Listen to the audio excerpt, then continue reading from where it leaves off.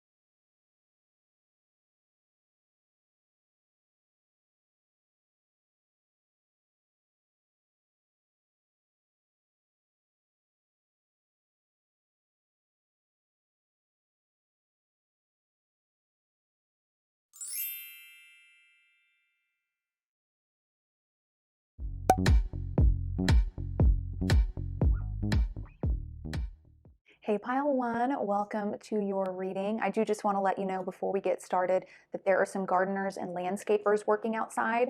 I live in an apartment complex, and it looks like today they're doing some cleaning, renovations, and it's pretty loud for me, but I'm hoping it doesn't pick up on the microphone. I guess I'll figure that out once I start editing, but I do apologize if you are catching that. But anyways, let's take a look at the card topper you all gravitated towards. It was this postcard in particular. It's got a little angel in the center and up here in the corner, and it says live your dreams on the front in cursive, if you can see that. It says, dear you, human beings spend a huge percentage of life asleep, not just in bed, but the kind where you forget you are a spiritual, immortal being taking on a temporary human form. It's not your fault. Everyone suffers from spiritual amnesia once in a while. As you develop an identity, an ego, you begin to see through the eyes of a small self and have less connection to your soul self. You may not recognize this is going on, but you sure can feel it.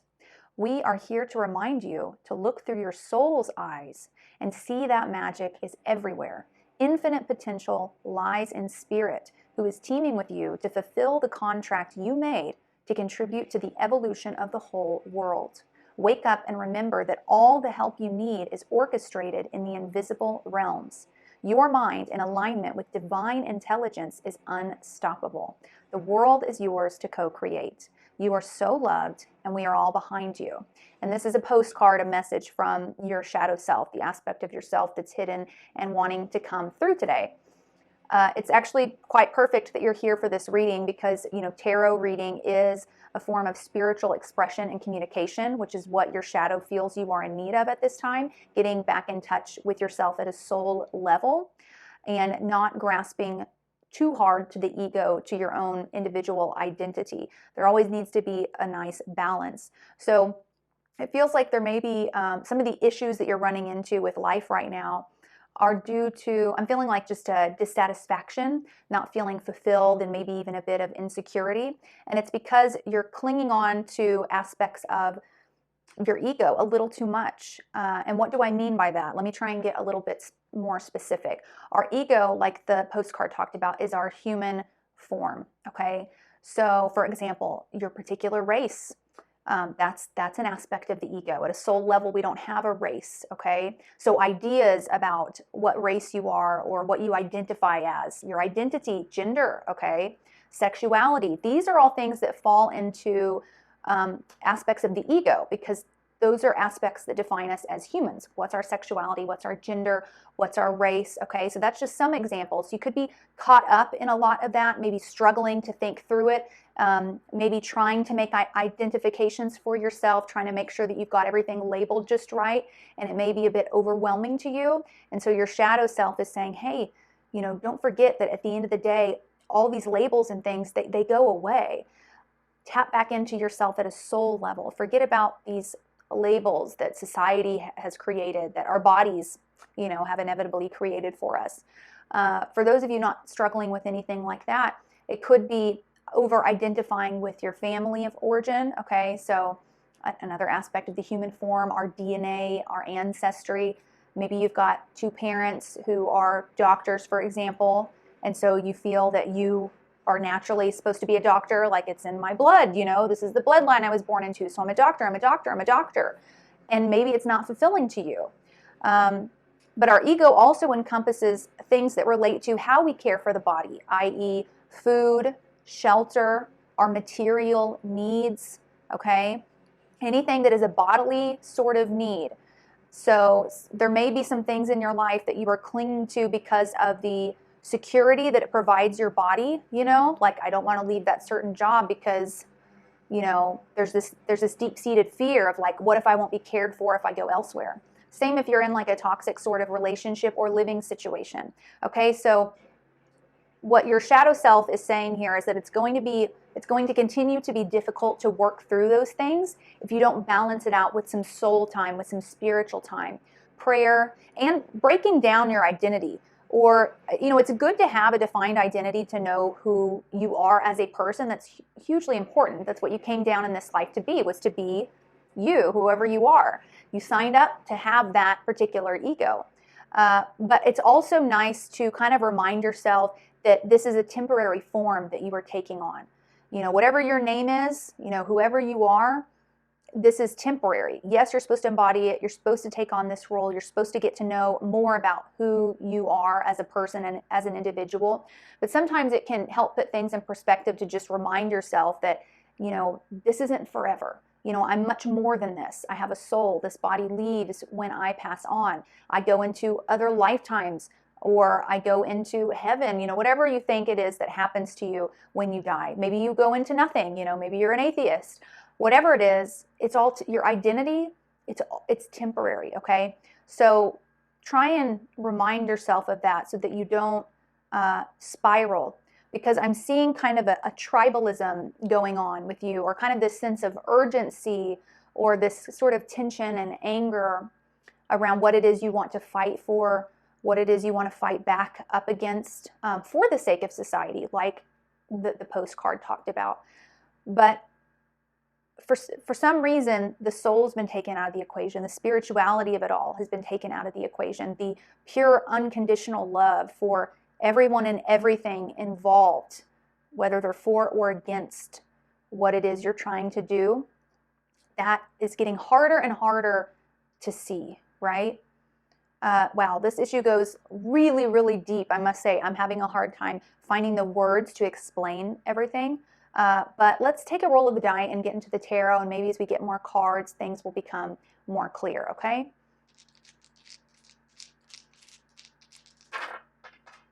Okay, yeah, we have Neptune in Cancer, in the fifth house. So the fifth house is about our personal creations, anything that we are creating, any risks that we are taking to forge some sort of new path, as well as our own children. And Cancer also is deeply associated with our own children because it's the sign of the mother. The fifth house can also be our inner child, okay? So if you don't have kids, you can fill that blank in with your inner child. Neptune, this is a planet that is about confusion, illusion, fantasy, a sort of fogginess, deception even. When Neptune is in a certain area of our chart, we're supposed to kind of be very cautious with what it is we're doing, because we can easily kind of idealize whatever we're looking at to an extent that's not healthy, or we can be tricked, quite easily, because we're not actually able to see all the facts. Neptune is supposed to be spiritual, okay? And in spirituality, we don't really have like an ego, right? We're in a soul form. So, but in our earthly human life, everything has a very tangible 3D reality. There's logic, there's facts, there's this or that. So when Neptune, very spiritual, dreamy Neptune comes in, kind of fogs and clouds all of that. So what I'm hearing from your shadow self is there are certain mediums that you are tapping into, or sources of information, perspectives that they don't want you to cling to too tightly. They're actually wanting a balance to be created. It's almost like I can see that there's a side that's been picked on something, like a certain side, and something that relates to the ego, the tangible, the 3D, human, earthly life. And it's not going to be good. I guess it's the best way I can put it. It's not going to be good for you to continue to look at it on just that one side, okay? Because to be honest, it's all kind of clouded and foggy. And I think there's lying and missing facts, okay, on both sides of this. Or if it relates to your own personal self, like what do I identify as? Who am I? And feeling incapable of figuring that out, I'm hearing that it's because you're clinging too hard to, I need to figure this out. I need to know.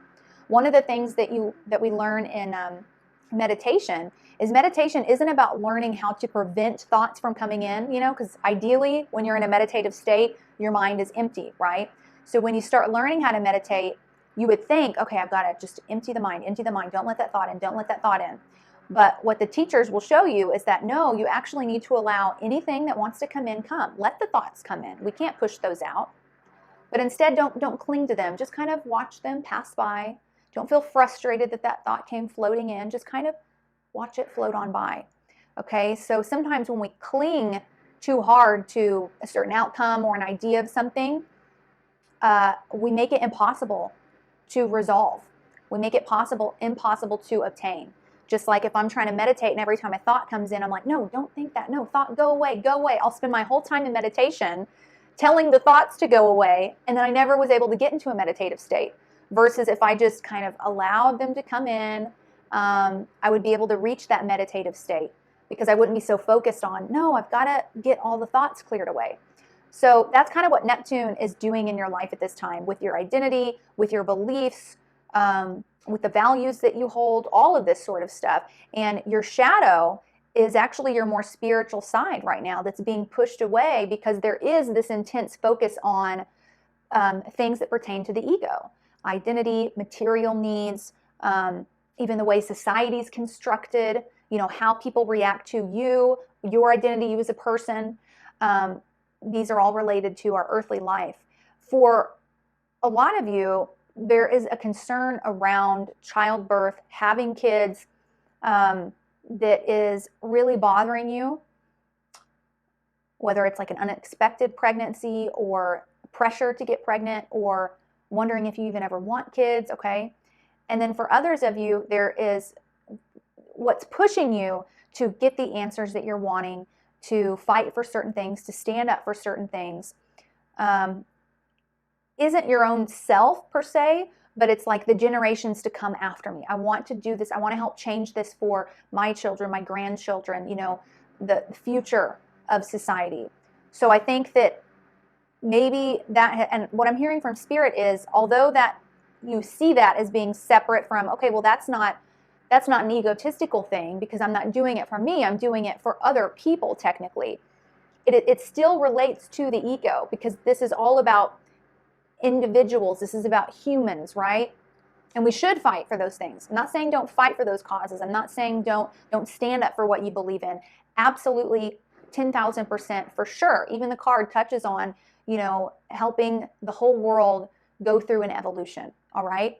But what your shadow is saying is you're forgetting about me in this process. You're not adding in that ingredient of pure unconditional love, of understanding, of always remaining kind of skeptical of any side, even the one that you're taking on an issue. You know, not clinging so hard to any certain thing, reminding yourself that in the end, we're all connected and everything is going to be fine, that whatever does go on in this earthly life, it doesn't last anyways. You know, it doesn't mean it's not worth fighting for, but it's just good to kind of remind yourself that, hey, in the grand scheme, this lifetime is like a snap in terms of the infinite time in the universe and the ultimate goal to wherever we're all headed, which who knows, right? So, wow. Okay, your shadow had a lot to say. So for those of you who are still here with me before we've gotten into the tarot, congrats to you. Your life sounds really interesting right now, and I'm curious to see what the rest of these cards say. So let's take a look. Okay, from my tarot deck, we have stage 5 of feelings, and it's in the reverse. It says, no longer living in the past or in regret, ready to look ahead. Recently recovered from a period of mourning or loss. Seeing the glass half full instead of half empty. Forgiveness of the situation, the self, and all others involved. This card's associated with the 5th house also. Mars in Scorpio in the 5th house. Let's look at the other tarot cards down here. All right, we have Queen of Pentacles. This is Earth energy, Taurus, Capricorn, Virgo. Then we have King of Cups, water energy, so Cancer, which came up in the die, Scorpio, or Pisces. And then we have 4 of Swords.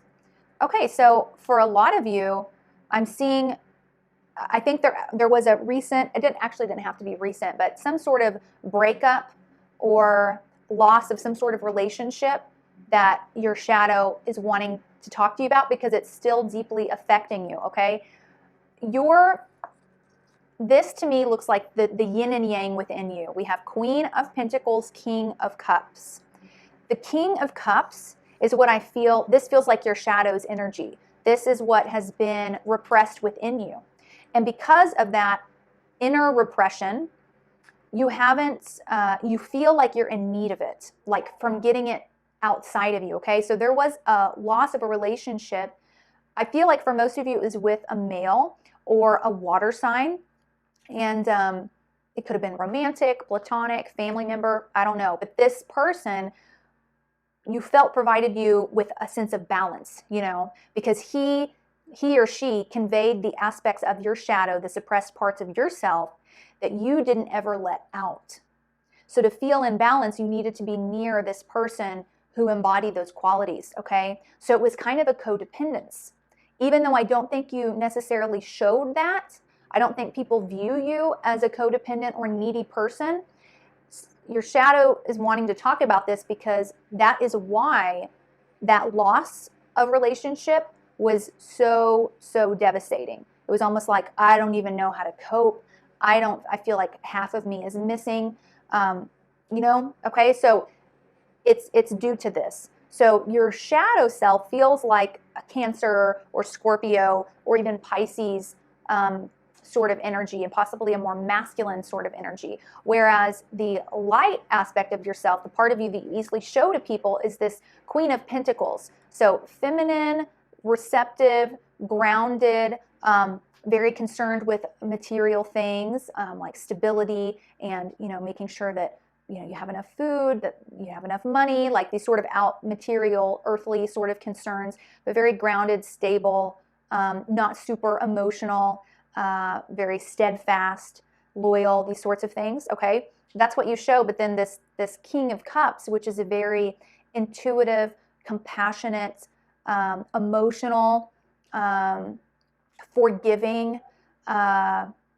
psychological, you know, the side of yourself that wants to delve into and connect the dots with yourself and with others in terms of, oh, you know, it could have been this from their childhood that shaped how they reacted to this, and that's why they're this way and that. That's a very King of Cups sort of energy, and also very emotionally in tune, you know, knowing exactly what he is feeling at every moment. That's what the King of Cups is very good with. And because he's so aware of his emotions, it prevents him from getting emotional or erratic with his emotions, having outbursts, for example. He knows what he's feeling all the time, and he's not trying to repress any of those emotions. So everything kind of keeps flowing very nicely.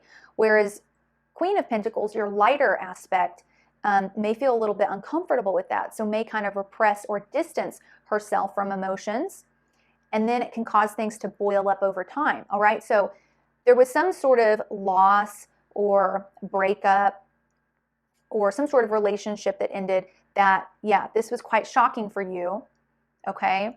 And it made you feel a bit unstable. And even if this happened years ago, it may still be affecting you for it to come up in this reading. And so your shadow self's wanting to talk to you about this and say, hey, look, the King of Cups that you're searching for is like already in here. It's already in you, you know? And once you allow me to come out a little bit more, to show a little bit more, you're not going to feel this overwhelming urge to seek something outside of yourself to balance that out, to fulfill that missing gap within you that could lead you to make the wrong choices or not connect with the right people, you know, make bad decisions in terms of what you deserve and what you need, okay?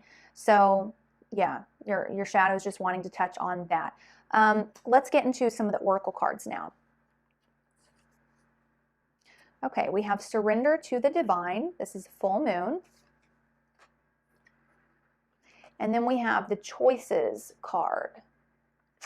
So full moon always signifies a time of endings. This is when the moon is at its brightest and fullest. And from this point forward, the moon diminishes and gets smaller. It releases parts of itself until it shrinks back down into nothing and is a new moon all over again. So full moons are a good time to make certain choices, to figure out what is it that I am wanting to let go, what no longer serves me, what will I now release. It's a cleansing and purging sort of period. And so there may be, it sounds like your shadow is kind of urging you to make some choices right now in terms of your life, your habits, your companionships, friendships, these sorts of things, to try and balance out your energies, bring forth this more emotional, psychological side to yourself that's also the more masculine side of yourself. Isn't that interesting? What a beautiful blend. Water energy is normally feminine, but the kings are masculine. So it's a nice balance. The King of Cups is very strong, but he's also very compassionate. He likes to be affectionate. He likes to ask people how they're feeling, okay? That is kind of what you're needing to tap into, to do for yourself. There may be some conversations that you need to have, getting vulnerable, opening up with a few people, and making some changes to help you start this sort of balancing act so that you can get in a better place. Because I see that you do want to make a big difference in the lives of the world or of others. Maybe it's your family. Like, there is a lot of what makes you you is tied up in, I want to pass away knowing that I made a difference for others. I don't want to just live life for me, right? And I see that in you clearly. And what your shadow is saying is you can actually make much more progress in this area if you remember to incorporate me, if you can bring me in touch with your light side. So a lot more prayer or meditation or whatever you think expresses or taps you into the more spiritual side of life, however that looks for you, trying to do that a little more often. Maybe unfollow some YouTube channels that are really just filling your head with garbage, or you know are kind of making you more anxious, more stressed, are getting you out of alignment with the feeling of unconditional love. Same with if there's certain people that you follow on social media. Like, are there things like that that are feeding into this sense of stress and urgency and who am I and what am I and that sort of thing? You're fine as you are. You're perfect as you are. You don't need anything outside of you to validate that, to fulfill that, okay? I know it's complicated for you guys. I can see that because, like I said, it's even hard for me to verbalize everything I'm seeing. Okay, we have surrender to effortlessness. It says stop pushing so hard. The art of living means going with the flow instead of trying to force the river. Yep, yep. It reminds me of what I was saying about meditation. You know, sometimes it's like we've got to let go of clinging to that one particular thing, and that it's like the moment that we let go of it, that's when we're able to achieve it. But we're not so hard focused on, no, this is what the outcome has to be. No, they need to understand this. No, I have to get it done this way. No, I can't be doing this. It's like it's on your mind. Kind of like when when I was a kid, I don't remember if this was in a book or what, but or maybe it was in psychology class in college, but they would say, try not to think about a pink elephant.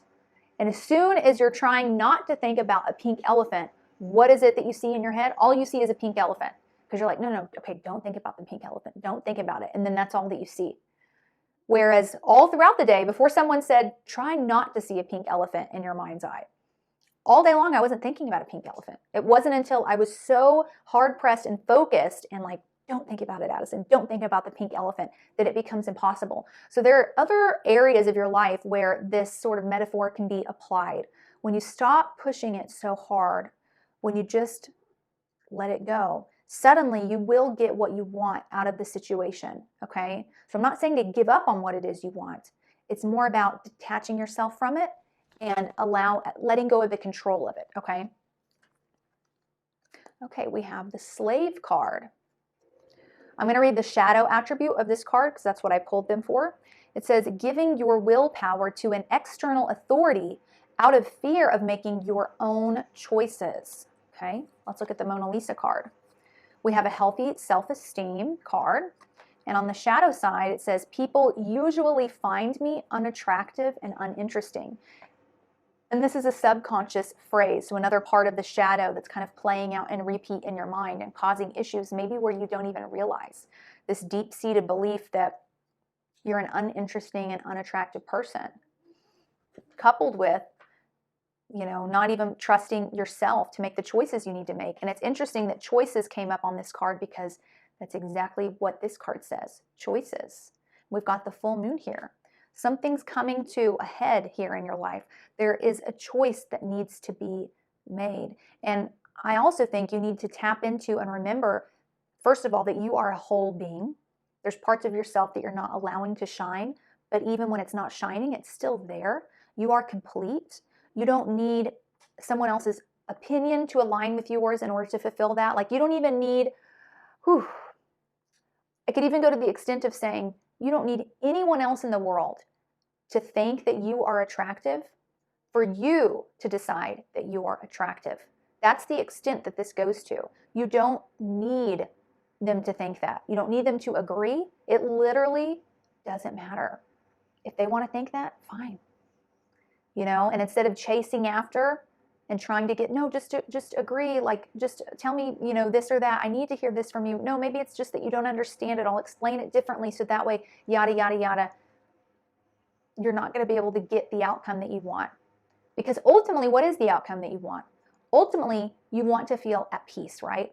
Ultimately, you want to feel complete, at ease, confident, and like a powerful individual. That's what you want. The moment that you step back and you say, I don't need any of these people, anyone in the outside world to confirm that I am powerful, to tell me that I am attractive, to tell me, to let me know that my influence did sway their opinion, that I did make a difference. I actually don't need any of that to know that I am. You instantly, once you step back from that, instantly feel, wow, I feel really powerful. I feel really capable. I feel really good. But it's the letting go of the outcome of other people's right to have their own opinion, whether it's a crappy one or not. It's like we can't. And what's interesting about it is just like this card says, it's like we end up becoming the slaves. We become the slaves. We're becoming the slaves to the people that we are chasing after for that approval, for that recognition, or for that, no, you've got to believe me. You've got to believe in me. I need you to see me. I'm here. Validate me. We're now a slave to them of our own choice because we're choosing to continue to engage, And I know it's a little bit different for each and every one of you, and take what applies, leave the rest. This is deep. I'm actually not expecting any of the other piles to go this deep, but it's time to cut cords in your life that are still leaving you in bondage. And what I'm seeing here in this card is a lot of these cords leaving you in bondage, they're mental. It's energetic and it's mental. Whereas maybe 200 years ago, if you had incarnated previously, if you believe in past lives, that bondage, that slavery may have been physical in that lifetime. It might have been a literal physical bondage to someone. In this lifetime, because we're in a more progressed era, right, 2021, yeah, the physical bondage isn't there. But guess what still is? The mental, the emotional. I feel that a lot of you, no, all of you who chose this pile, I do believe had a previous lifetime of physical bondage of some sort.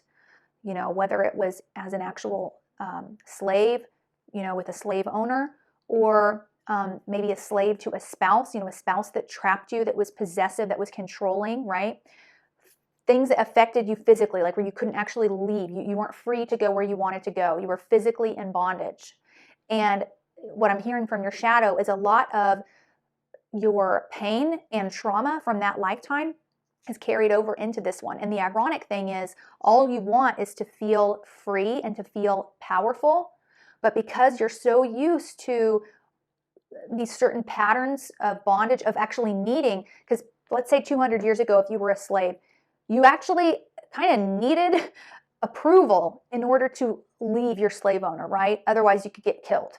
So it wasn't until that slave owner said, okay, you're free, that you could walk away and be free. So it's almost like there's still this concept, even in this lifetime with you, where part of you, your subconscious, gets tripped up because it's like, oh wait, but I can't be free until I get their approval to be free.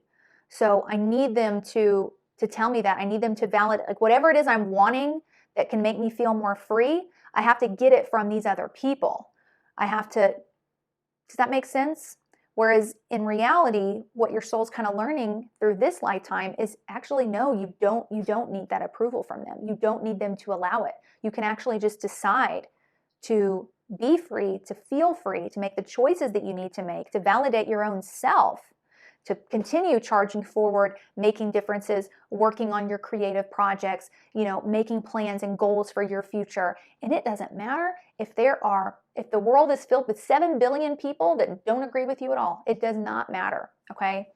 So that was a tough pile, you guys. And like I said, I know everything I said won't apply to a T, and I even know that there's some things left unsaid, some unfinished things, because of how complex and interconnected this is all of this is that's coming through for you guys. So I hope that message came through. I hope you understood kind of the translation I was trying to make from your shadow, from spirit to you, okay? So as you continue getting in touch with your shadow self, you're going to start feeling this sense of inner peace, of wholeness, of empowerment, all right? And things are going to suddenly kind of fall into place. So there's not even a lot of direction that your shadow self needs to give you. It's kind of like just tap back into yourself at a soul level. Work on completing who you are as a person. And all these outside things that are kind of nagging at you or bugging you or making you feel trapped, you're going to see it's all going to kind of magically shift, all right? So focus inward. Get back to your soul. Connect back to source, to God. And it's going to alleviate a lot of what you're dealing with and trying to push through and change and conquer out in the world, okay? All right, I love you guys so much. I want to thank you for coming to this reading, and I look forward to seeing you in next week's Pick a Card pile. But until then, bye-bye.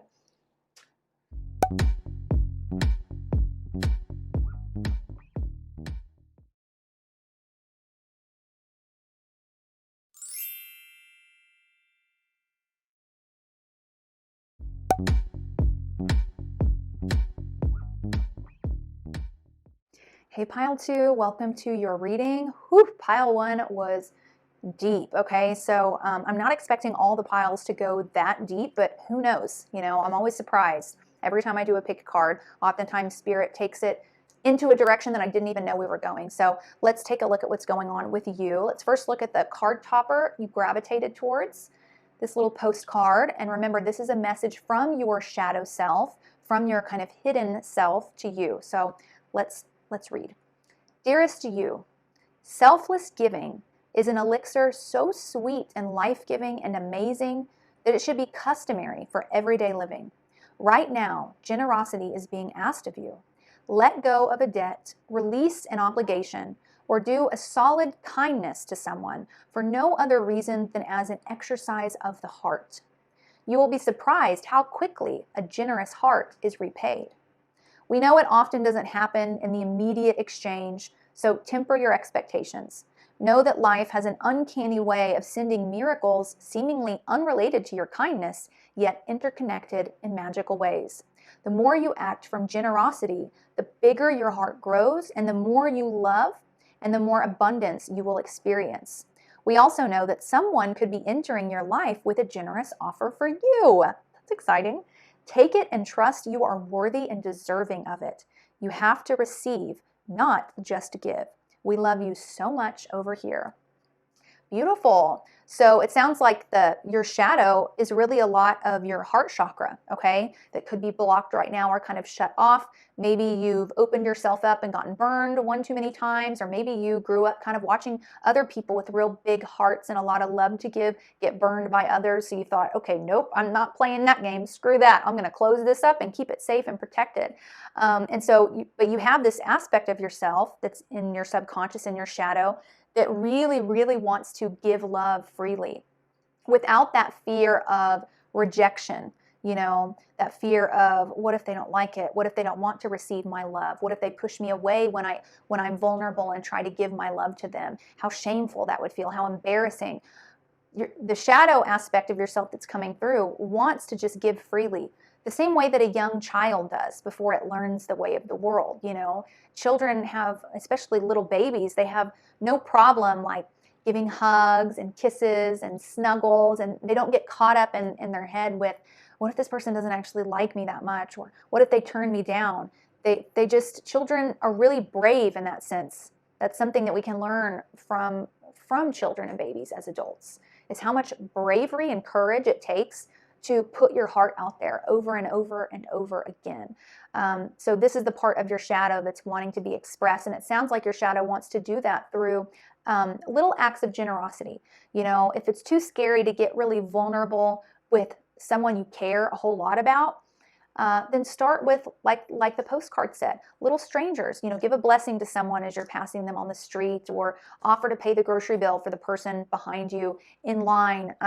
Make a donation to a charity that means a lot to you. Or if you don't have a lot of means in terms of money, you can be giving of your time. There's so many ways that you can help a friend move. Are they moving houses? Decide to go there that weekend that they're moving and help them box things up.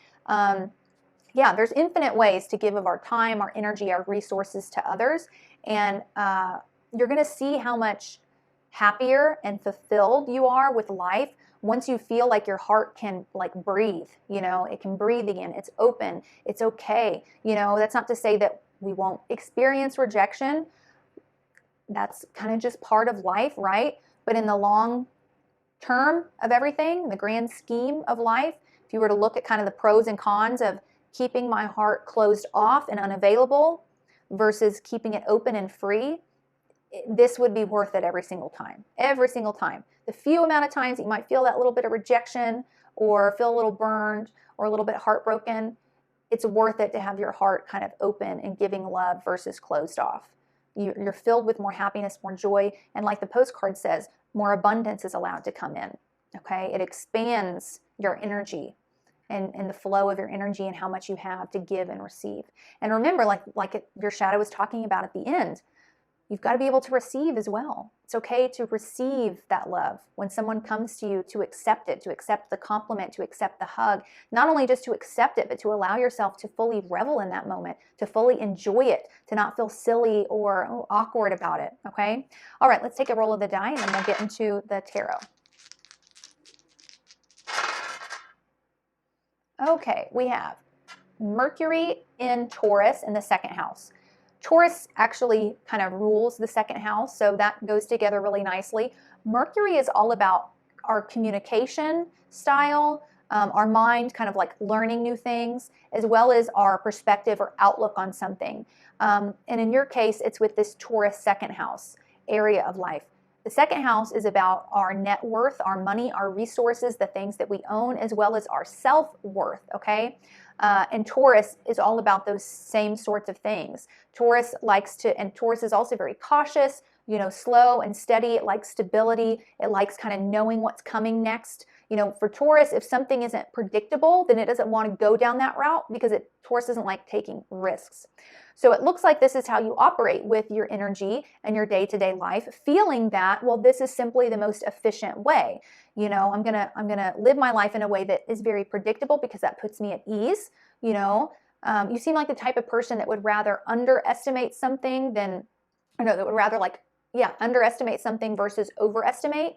That way you're never disappointed, right, by the reaction or by the outcome, because it's like, well, I didn't get my hopes up too high, that sort of thing. And but the shadow part of yourself, which kind of feels like an inner child within you, wants to see the best, wants to maybe, you know, expect more, or be surprised by life, or take that risk, or you know, give more freely, show more love more openly.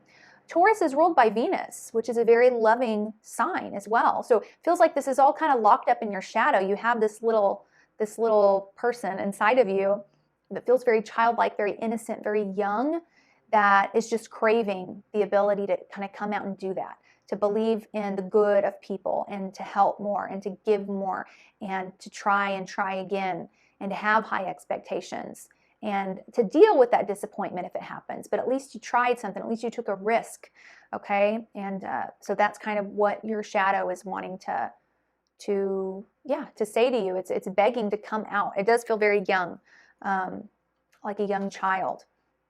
All right, let's look at the tarot. So we have a beginning in values, and it is upright. It says an opportunity, a breakthrough, the beginnings of money, a seed, conception, a new job or secure relationship, a raise or promotion, and an increase in finances, a gift. This goes so well with the Taurus in the second house. And remember, in your postcard, it talked about how there was some sort of surprise coming your way, a generous offer through a job or a particular person entering your life. So perhaps your shadow's like, come on, get it together, because there's someone coming into your life that's going to be really good for you, and I don't want you to mess this up. You got to let me come out a little bit more. I've got to be able to express and show love a little bit more, or I'm going to lose all the people that I care about. So something's coming in, whether, like I said, it's a job offer or a gift or a person. And your shadow is wanting to ask you to take a risk, allow this other part of yourself to come out, to peek out a little bit, and to be courageous enough to do that, to put yourself out on a limb and to force yourself to be a little bit more giving, share a little bit more about what you think or how you feel, or volunteer to help with this, that, or the other. You know, like open yourself up to take down some of those boundaries, okay, is what Spirit and your darker side is asking of you. All right, let's look at the other tarot cards. We have 10 of Pentacles. Then we have 5 of Swords. And Knight of Pentacles. Look at all these pentacles. You guys are so practical. This is my practical group. I feel your energy. I feel like I see it in every reading. One of my piles has got this sort of practical energy, and that definitely feels like you. You guys are very concerned with stability. It's interesting because you guys want stability, you want to build a legacy, but what your shadow is saying is that you've forgotten about the fact that stability, a legacy, like having a family and generations and like what life is really all about, requires giving, it requires generosity, and it requires that vulnerability. Not just giving of money, okay, and time, but I'm talking about giving emotionally. Being emotionally giving to others is what maintains the stability in any long-term relationship. You guys are so practical, I feel like you kind of forget about that ingredient. Your shadow doesn't. That's the part of you that's kind of getting repressed here. But you consciously do that, okay? And then I see these sorts of fears too in conflicts around not wanting to be giving of like your goals and your plans, not being willing to give up or to compromise things. Like it's like, well, I've got my mindset on this is how I want it to be done because I've done the research and I think that this is the best way to do it, and so this is how we need to do it. And your shadow self is actually much more able to compromise than the lighter aspect of you, the part that you bring out into the world. Because like I said, it's almost like this inner child sort of energy, right? And children are very open-minded. They're fine with kind of adapting and changing things. And okay, you want to do it that way? Well, all right, I'll compromise. So that's all locked away in the shadow. And I see that it's prevented. I think there's a lot of relationships. I wonder how many of you are in real long-term relationships right now, because I do get a sense that a lot of you that chose this pile are single and kind of frustrated by that, not understanding why none of the relationships seem to be working. And part of it is this sort of inability to compromise, or kind of being too rigid or too set on the way that you want things done. Not only that, but even choosing kind of the wrong people because you forget about the emotional aspect of yourself, because that's all in the shadow, and instead you look at things like on paper. Like, well, on paper, this looks like a great person. They make X amount of money a year, and they don't, whatever's on your list, they don't smoke and they haven't been divorced and whatever. You're forgetting the emotional aspect of yourself. Because what I'm seeing here in the cards is that the person you're supposed to end up with is someone who, on your list of paper, the things that you ideally would have wanted, they're going to have some things that would have been deal breakers for you. All right.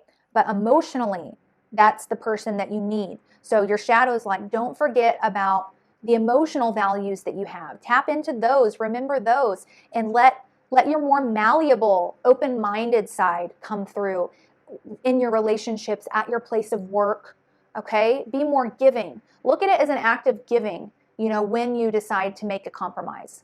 Like, you can look at it from a standpoint of, well, I'm not compromising because I think my idea is bad. I'm not compromising because I think I'm wrong. But I'm going to go ahead and give in and compromise to that because I want to make sure that you feel valued as a person. And I know that in time, you will be willing to compromise with me on some things. So I want to make sure things are fair. Look at it kind of as an act of giving when that sort of situation comes up in your life. All right, let's look at some of the other oracle cards. Okay, we have the message card, as well as new moon in Aries. It says it's time to take action. Okay, so new moons are all about brand new beginnings. Full moons are when we're trying to figure out, what do we want to let go from our life? What do we want to move away from? New moons are like, what do we want to walk towards? What do we want to create? And so it looks like there's something that your shadow is calling you to take action on right now at this time. And I think it is because there's some sort of urgent change coming into your life. That's what I see with the message.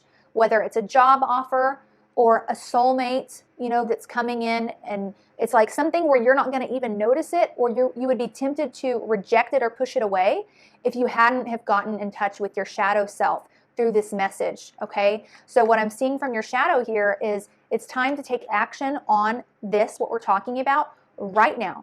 You don't have to wait, for a week from now or till that next date or till whenever. You can start it today. When you go to the grocery store today to run some errands, bring a couple extra bucks in cash and hand it to, someone on the street that you see, or go through a drive-through, offer to pay for the meal behind you. Like, there's little things you can do immediately, or call up someone that cares about you and maybe complains that they don't hear from you enough, an old friend or a parent, a grandparent even, and be giving of your time. Check in on them, see how they're doing. You can start taking action on this as soon as this video ends, and your shadow self's really urging you to do that. Find even just a small way to ease into this energy.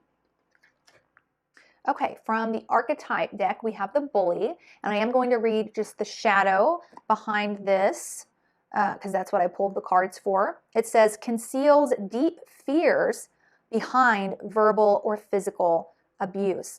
When the bully card comes up, I always talk about kind of how we can The type of person that can be very harsh and cutting with their words to others often doesn't perceive themselves that way, because that's the way they talk to themselves all the time, or often they even say or think worse things of themselves. So when they are being maybe insulting to another person, they have a hard time seeing it that way. And then when the person reacts and says, well, that was so harsh or that was so rude, the bully, talking about the card, the bully's instant reaction is to think, well, why are you being so sensitive? What's your problem? It's true what I said. I'm just trying to make a point.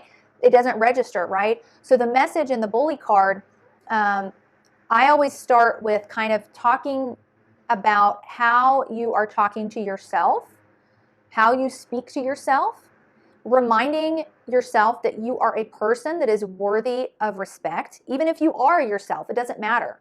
You are worthy of respect. You are worth being treated with sensitivity, with love, and with care. And the people around you are as well. But the problem is you can't solve the problem from the outside in. It's got to be from the inside out.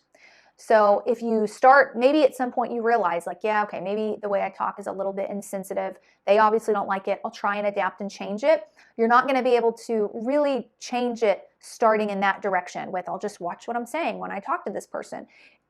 Because you've got to start with monitoring how you speak to yourself. Because once it no longer becomes the norm for you to talk to yourself a certain way, think a certain way, be unemotional towards yourself, be a little harsh and insensitive towards yourself, once that is no longer the norm, outside of the norm, and is outside of the norm for you, you will naturally no longer be doing those same things with other people to a lesser extent, okay? So that's kind of what this card is talking about. You've got to, your shadow self is wanting to plug into you emotionally, is wanting you to talk to your emotions, to register what it is you're feeling at any given moment, to have sensitivity for yourself, to find ways to show yourself unconditional love, and to get over this idea that, well, that's cheesy, or only kids or babies need that type of thing, and that's just too mushy and weird. No. Your shadow self is wanting you to get out of that sort of judgmental view of it and like, no, you know what? I am a person that is worthy, that is valuable, and I'm going to make sure that I take care of myself, that I ask myself how I'm feeling at any given moment, that I check in with myself, that if I'm feeling a little low, a little frustrated, a little temperamental, I'm going to think of something I can do to pamper myself, make myself feel a little bit better, and take care of myself in that way. That is what your shadow is wanting to bring out and show you that it has, because you have this side of you that's very sweet, very loving, very gentle, very innocent, very, very childlike, that can really help balance out your life and therefore bring in these new relationships, whatever this blessing is that's trying to come in for you, that will be coming in soon. So watch out for that, okay? All right, we have surrender worry. It says, make a commitment not to lead an anxiety-driven life. When worries arise, breathe them out of your body. Focus on the power of your heart and have faith that Spirit is guiding you always.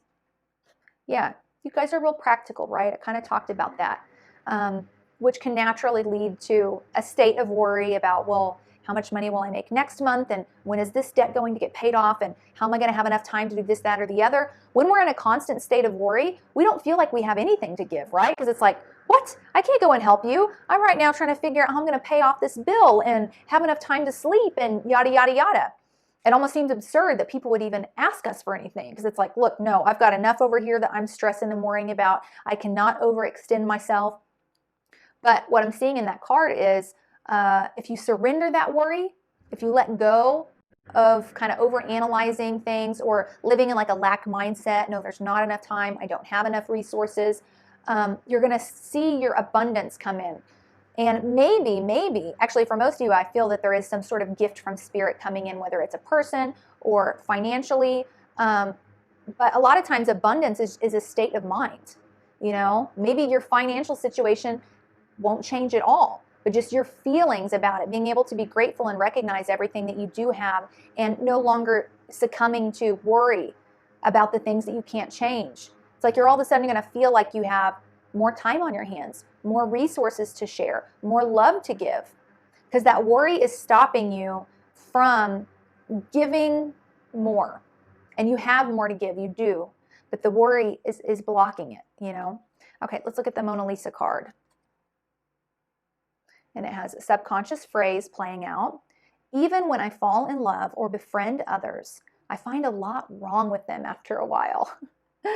So this is a subconscious phrase playing out through the shadow. It reminds me of kind of what I was seeing in the tarot cards here. That like you do have this dream of like, I want to, you know, create a legacy. I do want to have a family, whatever that looks like, or a spouse and a nice car, and I want to have memories on the holidays. And like you have this sort of grand life that you have planned for yourself, but your sort of unwillingness to compromise makes it impossible for you to ever get there, which is what this card was kind of touching on. It's like you kind of see all these faults and issues with them after a while, and then it's like, no, I don't think that's going to work anymore. I don't want to be with that person anymore.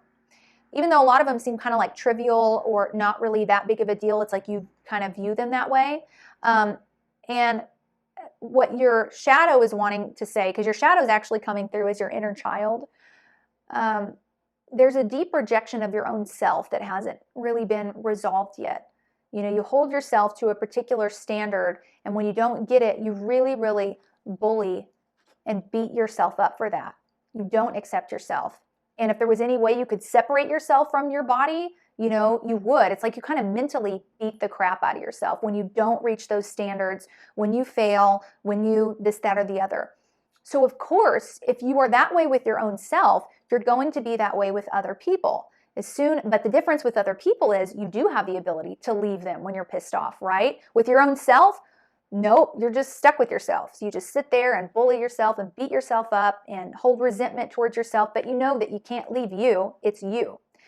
But thank God, right, when it's other people, as soon as they don't meet your standards, oh, guess what? I'm not chained to them like I'm chained to myself. I can just walk away and leave, right? So I see that that's causing some issues in your relationships, and it stems back to this inability to accept your own self, to fully embrace yourself and love yourself, specifically your inner child, okay? Specifically your inner child.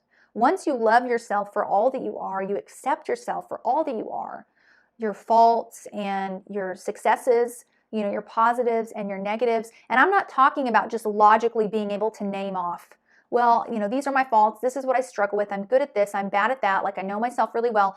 I'm not talking about that. I'm talking about really feeling love for yourself, showing yourself true appreciation and care, true gentleness. That's kind of what's missing. And once you can do that for yourself, you'll be able to do it for other people as well, especially the people in your life that you love, that you click with, that you have chemistry with. Let's see what the phrase is supposed to say. I learn to love both the positive and the negative aspects of others as I grow to love my own strengths and weaknesses. Yeah. You've got a weak, quote unquote, little inner child. Children are weak, right? Any adult can pose a threat or endanger a child because just proportionally, children are much smaller. They are helpless in a lot of ways, right? They're going to fail at a lot of things because they're just kind of trying it for the first time. Children are kind of clumsy. They're forgetful. They're sometimes very impolite. They don't know how to conduct themselves. They're all of these things, right? That's what being a child is. But they are deserving of love. And they do not deserve to be bullied or beaten for all the little mistakes that they make. What you're supposed to be able to do is look at that child and laugh and find beauty in them and snuggle them and give them all the love and care that they need and embrace them and fully have that feeling of love and affection for them and all their crazy little quirks and faults and annoyances. And that's what you don't have for yourself. Your inner child has been really, really rejected, shoved, and pushed away. Okay? So it's like I can see this child in my head. Your inner child is just coming through very, very strong. It's been pushed into the shadows. And this has really caused you a lot of hang-ups in your life. But it is never too late, regardless of your age, to bring your inner child back into the light. And there's a lot of different disorders and personality disorders, mental illnesses that are caused from this very thing.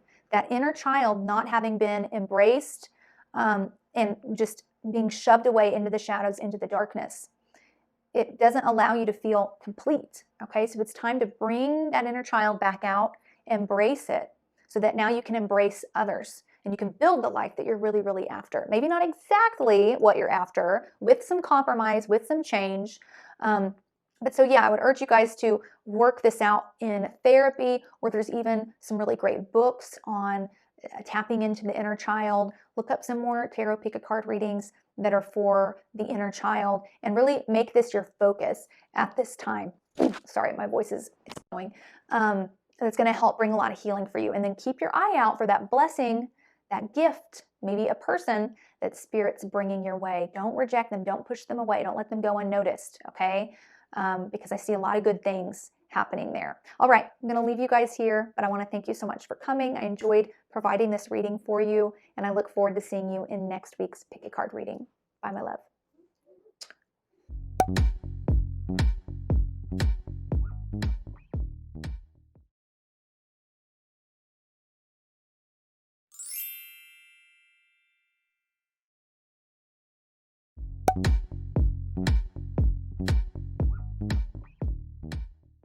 Hey Pile 3, welcome to your reading. So far the piles have been quite different from one another, so I'm interested to see what your shadow self, the darker aspects of yourself, want to speak to you about. And I do want to say that I felt a very strong feminine energy coming off of this pile as I was shuffling through the cards.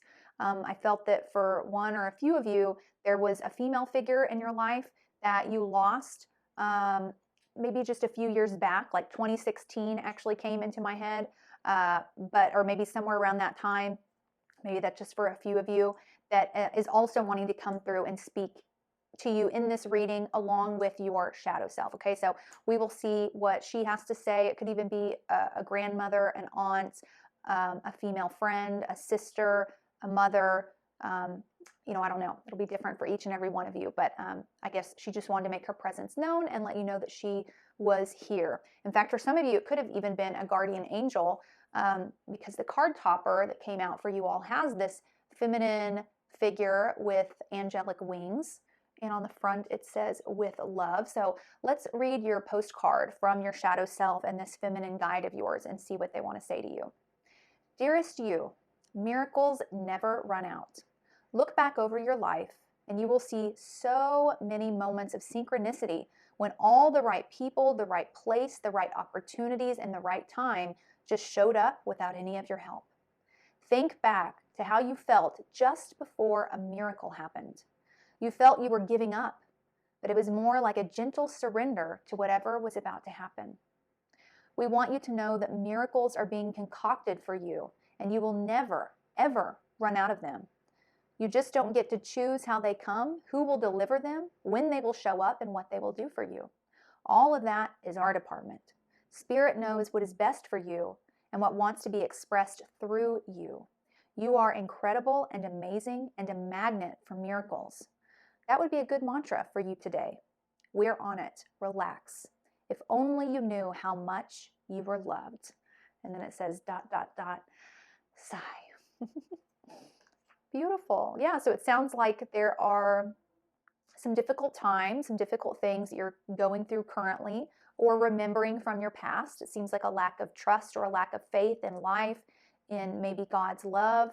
What is the universe? What is this all for? What is the meaning of kind of all this crap I've been put through or I continue to be put through? And your shadow self and this feminine figure, this guide for you, is wanting you to change the lens, and instead of looking back and focusing on the heavier, traumatic, depressing things that truly have occurred in this life, try and look back and find all of the beautiful moments. Like, don't forget about those because they were there and they did happen. Remember those moments, because I think this sort of the glass is half empty sort of perspective is really what's tripping you up. And the glass half full perspective, the more innocent, like not innocent, but kind of naive, optimistic aspect of yourself is what has been shoved into the shadows. Like, no, forget about you. I can't trust your perspective. Go over there in the corner. I don't want to see you. I need a more realistic viewpoint on things. And so that's what's caught up in your shadow, is actually this more optimistic, positive, oh, look at the great thing that happened there, and remember this good time. All of that has been kind of pushed away into the darkness. That's your shadow. And it's wanting to come back out for you and reconnect with you again, okay? Breathe life back into you. So let's take a roll of the die, and then we'll look at the tarot.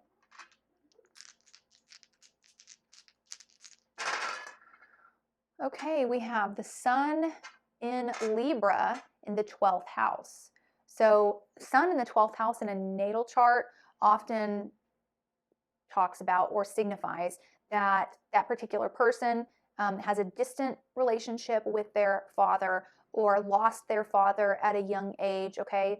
So that could be another aspect to all of this. People with Sun in the 12th house have a hard time kind of developing their identity and their ego and their shine, their self-expression. The Sun kind of is that positivity that I was touching on with your shadow. It's the optimistic, bright side to life.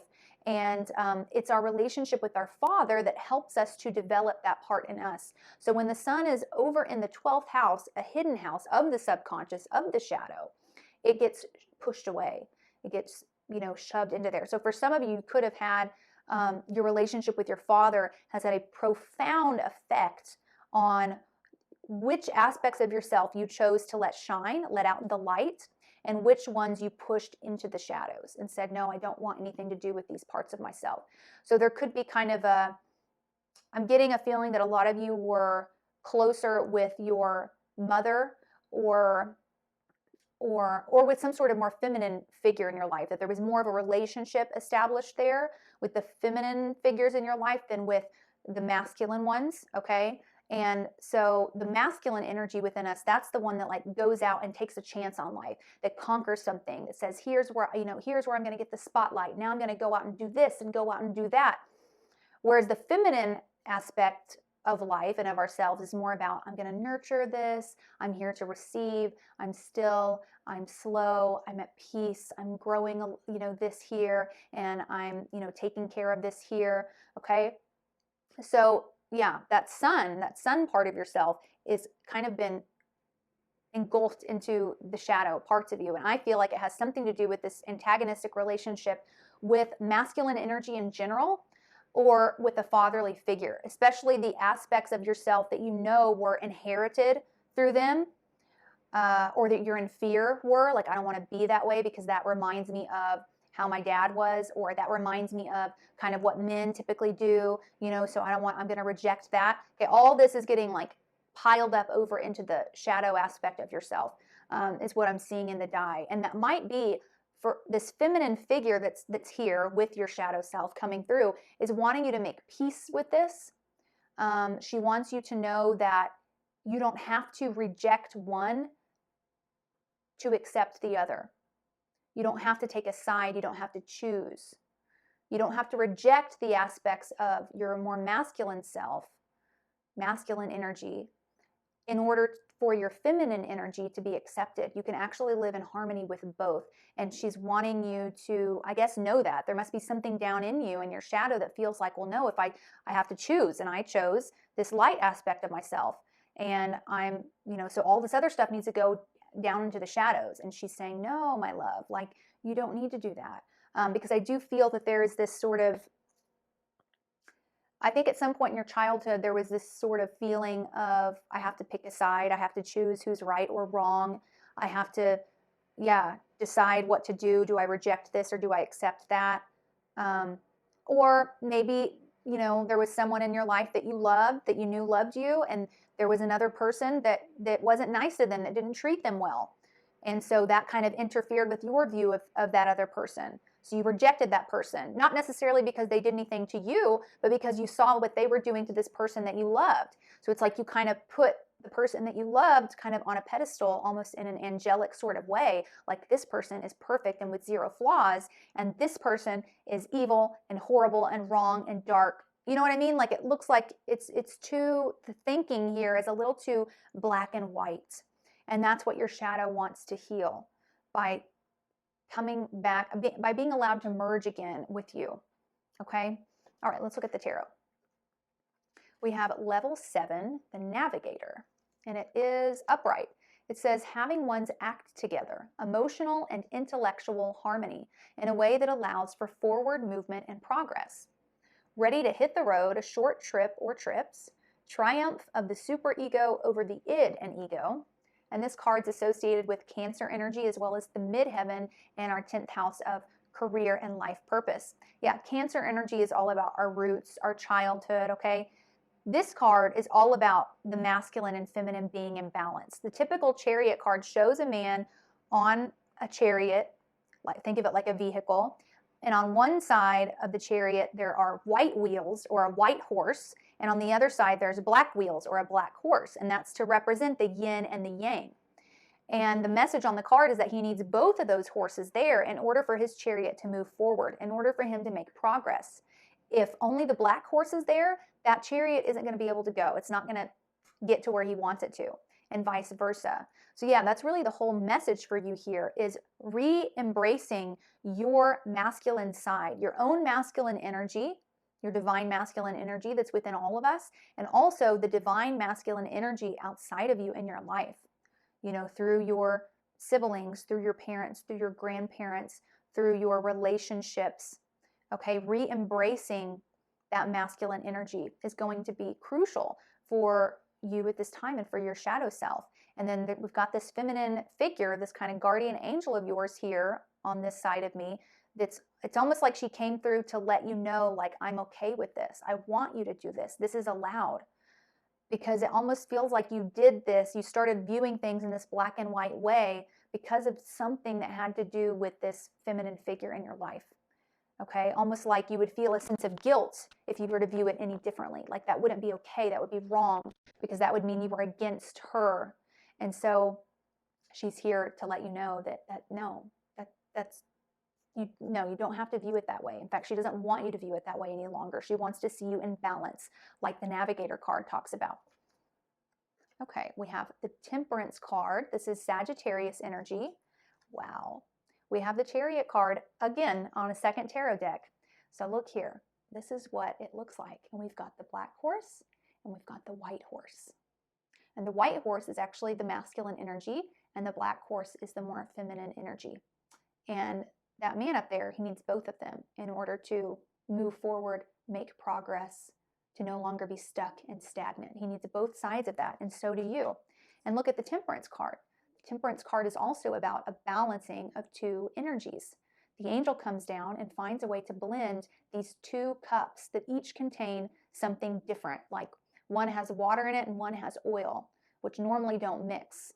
But with this angel's help, she's able to blend the two and to make something totally new. Okay, so again, we're talking about blending two aspects, two sides of yourself. And then look at that. We end with the Ace of Coins. Beautiful. Coins are all about stability, long-lasting stability. What lasts longer than a coin? I mean, it's very hard to destroy a coin. That's why they're used in the tarot, because that's exactly what they represent. The other suits are, let's see, we have water, which are in the cups. We have wood, which is the wands. We have swords, which represent air. All these things are like much easier to get rid of, you know. A coin, it's like once you create it, it's there, it's solid, it's good. So what I'm seeing through the cards from your shadow is, it's like once this balance happens, you're not going to really have to worry about getting out of alignment again. It's like once all this clicks and you start looking back on your past, on your life experiences in a more nuanced way and healing this, you're going to create a really solid foundation for yourself that isn't going to go away again. It's not going to just disappear again. It's almost like a healing that occurs all at once. It's like an aha moment where everything suddenly clicks. It makes sense. And you start embracing this more masculine side to yourself, healing some of these relationships that you have with the divine masculine, whether that be on a spiritual level or with actual people in your life, okay? All right, let's look at some of the other oracle cards. We have the Confidence card. Beautiful. And then we have the Mutable Moon, which says, nothing is yet set in stone.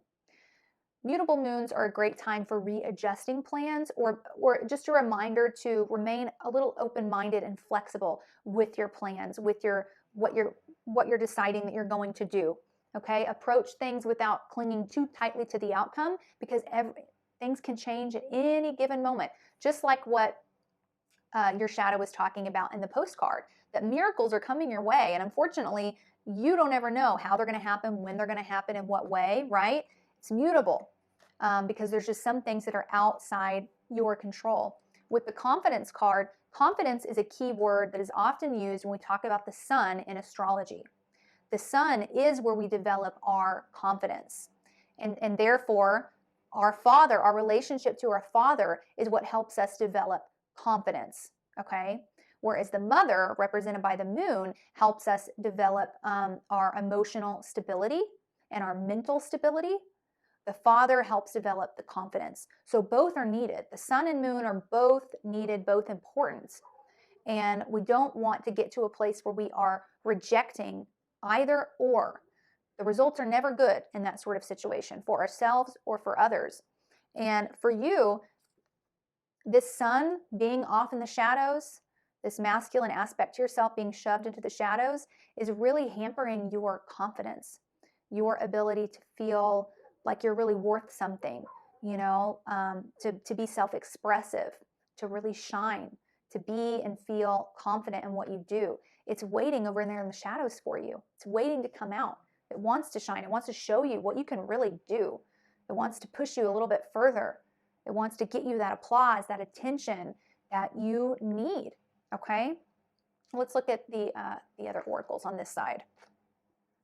It says, surrender to the wisdom of your body. Listen to your body's messages about a person or situation.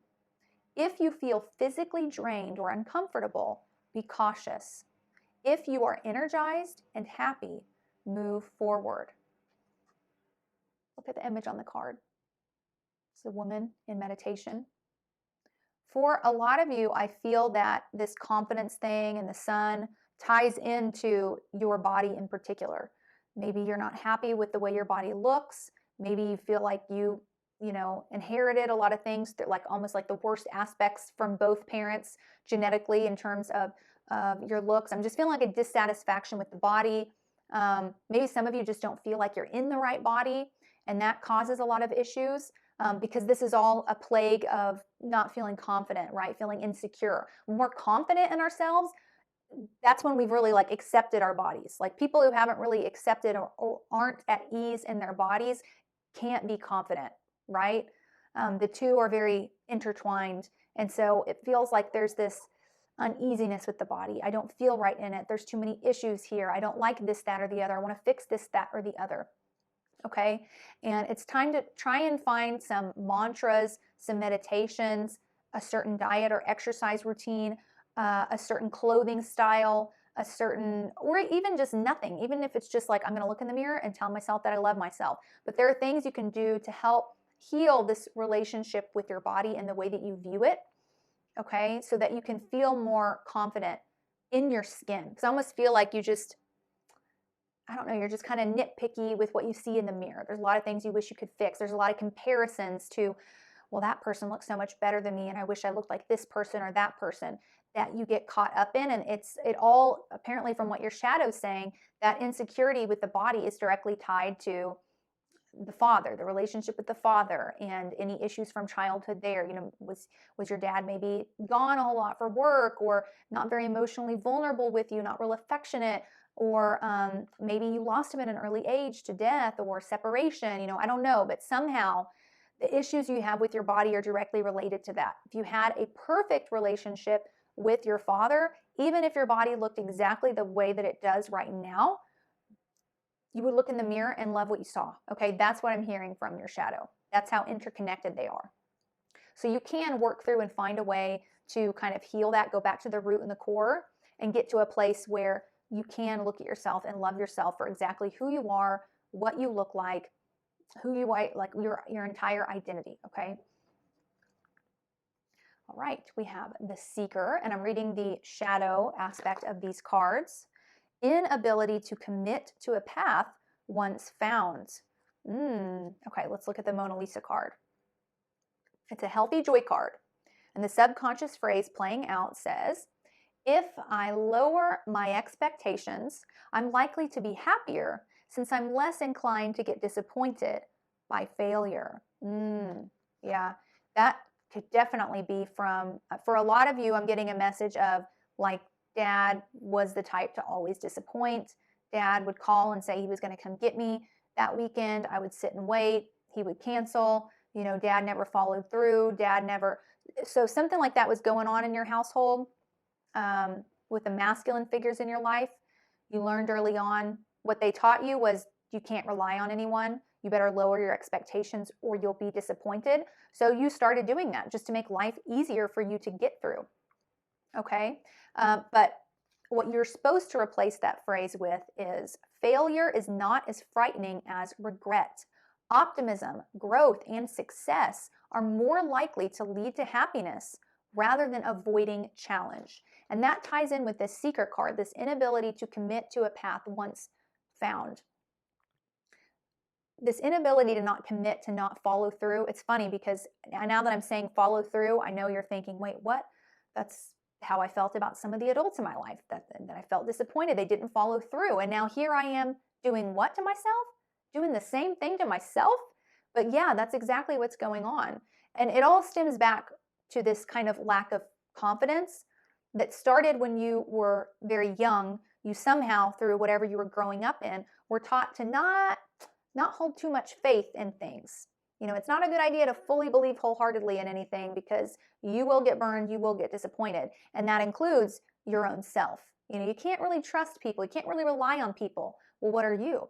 You're a people, right? So it's like it got attached even to your own self. So you're comfortable kind of exploring maybe and seeking out different options and ideas, but actually sticking to a path and committing to it, that requires confidence. That requires the ability to believe in yourself. That requires you having high, positive, and optimistic expectations for yourself and how this is going to turn out. Those things are all hidden away in the shadow with your masculine side. You need to pull those things back in so that you can commit to the things you want to commit to, so that you're not looking back on life with a sense of regret. Failure is okay, just like the card says. Try and fail and try and fail and try and fail. That's better than looking back on life and having nothing to look back on other than regret for not trying. I wish I did something. I wish I had allowed myself to fail a little bit more, because what did I really experience? I just kind of wandered around, didn't I? Without any confidence to really push myself to accomplish the goals and the dreams that I had when I was young, when I was little, before I got jaded by life. Okay? So your feminine side feels good. It feels strong. Very good, very strong. I think you've been leaning on that side of yourself for a long time. And now it's time to bring that masculine side out of the shadows to help blend these two, bring them into union, harmonize them, allow them to kind of marry and intertwine so that you're fully in balance, so that you have that confidence, that comfortability in your body and what you see when you look in the mirror, that ability to commit and stick to something, to conquer something, to push yourself to do something. And that sort of emotional fulfillment and affection too that you needed from the masculine energy in your life. Okay?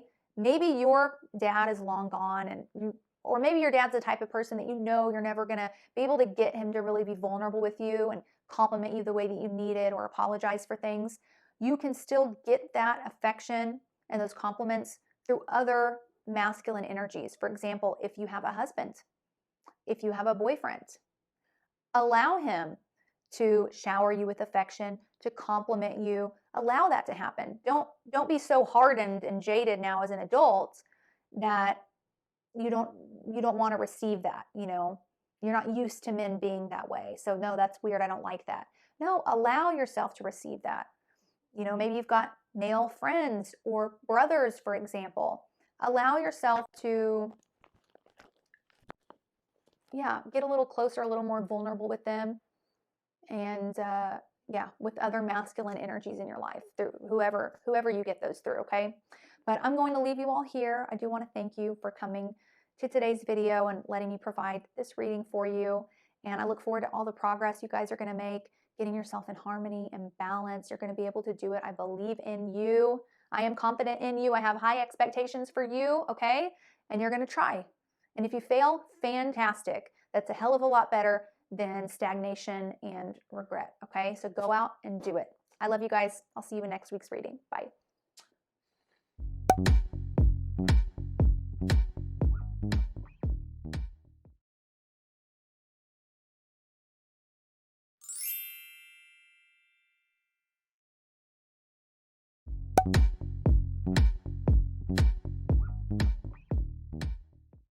Hey group 4, welcome to your reading. Let's take a look at what message your shadow self or the darker, more hidden aspect of yourself has to say to you. So let's take a look at the card topper you all gravitated towards first. And this contains a postcard message from your shadow self. So let's take a read.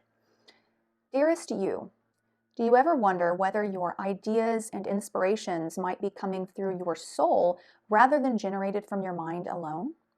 We are here to tell you we are always whispering in your ear about your highest good. We are conduits for spirit, letting you know you are a living channel for this awesome co-creative energy. When you're feeling inspired, it means you heard us. Inspiration means spirit is breathing through you. Inspiration needs your human passion to keep it going so you can make a difference in the world. So keep moving on what inspires you. Let yourself be led into new experiences and know that this is why you are on the earth. Your purpose is to discover your spirited nature and to bring forth through your efforts whatever is meant to be. Wondrous miracles have a way of showing up when you let inspiration propel you forward. You are so loved. I adore that.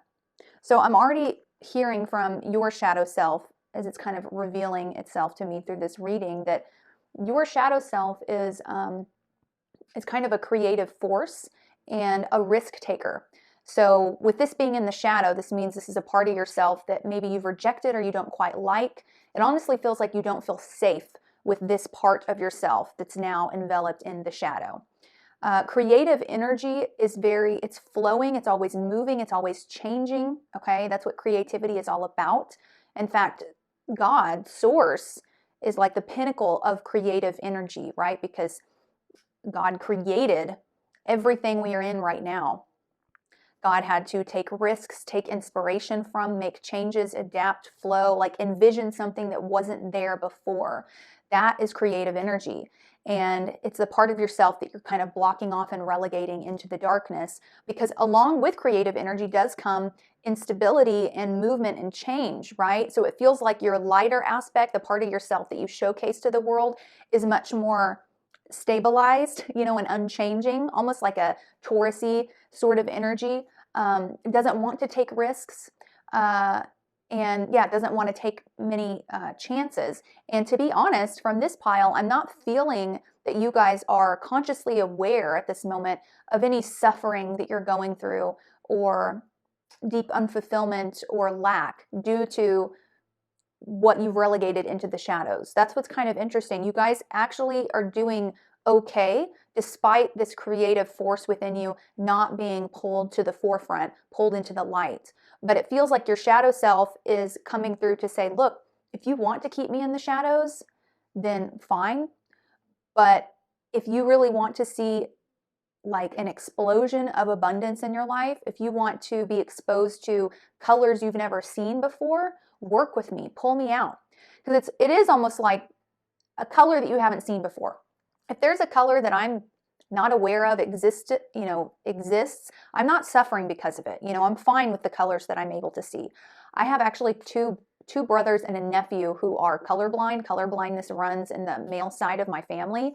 And we didn't even discover that they were colorblind until we found out that my older brother, he's still younger than me, was colorblind. Then we tested my younger brother, found out he was, and then my sister was like, I think I should test my son, and we found out that they were. So my older brother, he was actually signing up for the Army.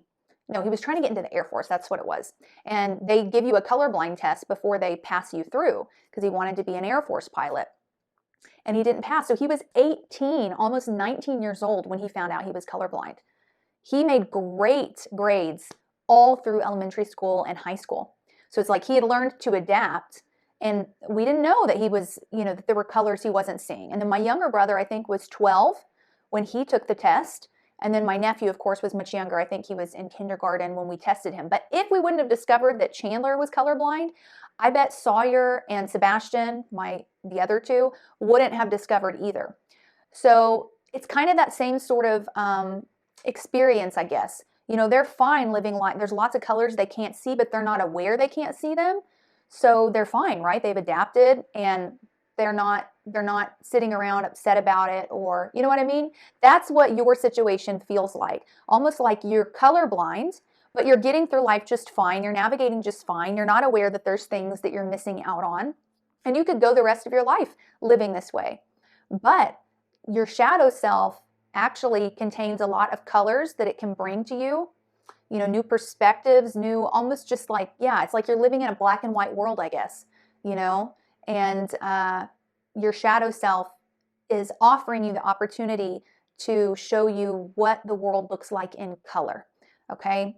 So it's more of your shadow self, in contrast to the other piles, is almost coming through and saying, look, if you don't want to take a risk on me, if you want to leave me in this part of yourself in the shadows, like, you'll be fine without me, honestly.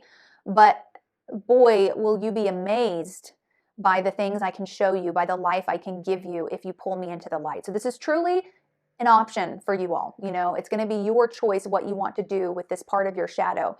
You actually have a lot of creativity within you, a lot of adventure within you, a lot of inspiring ideas within you that are just they're just relegated to this other part of the darkness within you. Okay, let's get into the rest of the reading so I can get some more messages from your shadow. Let's start with a roll of the die.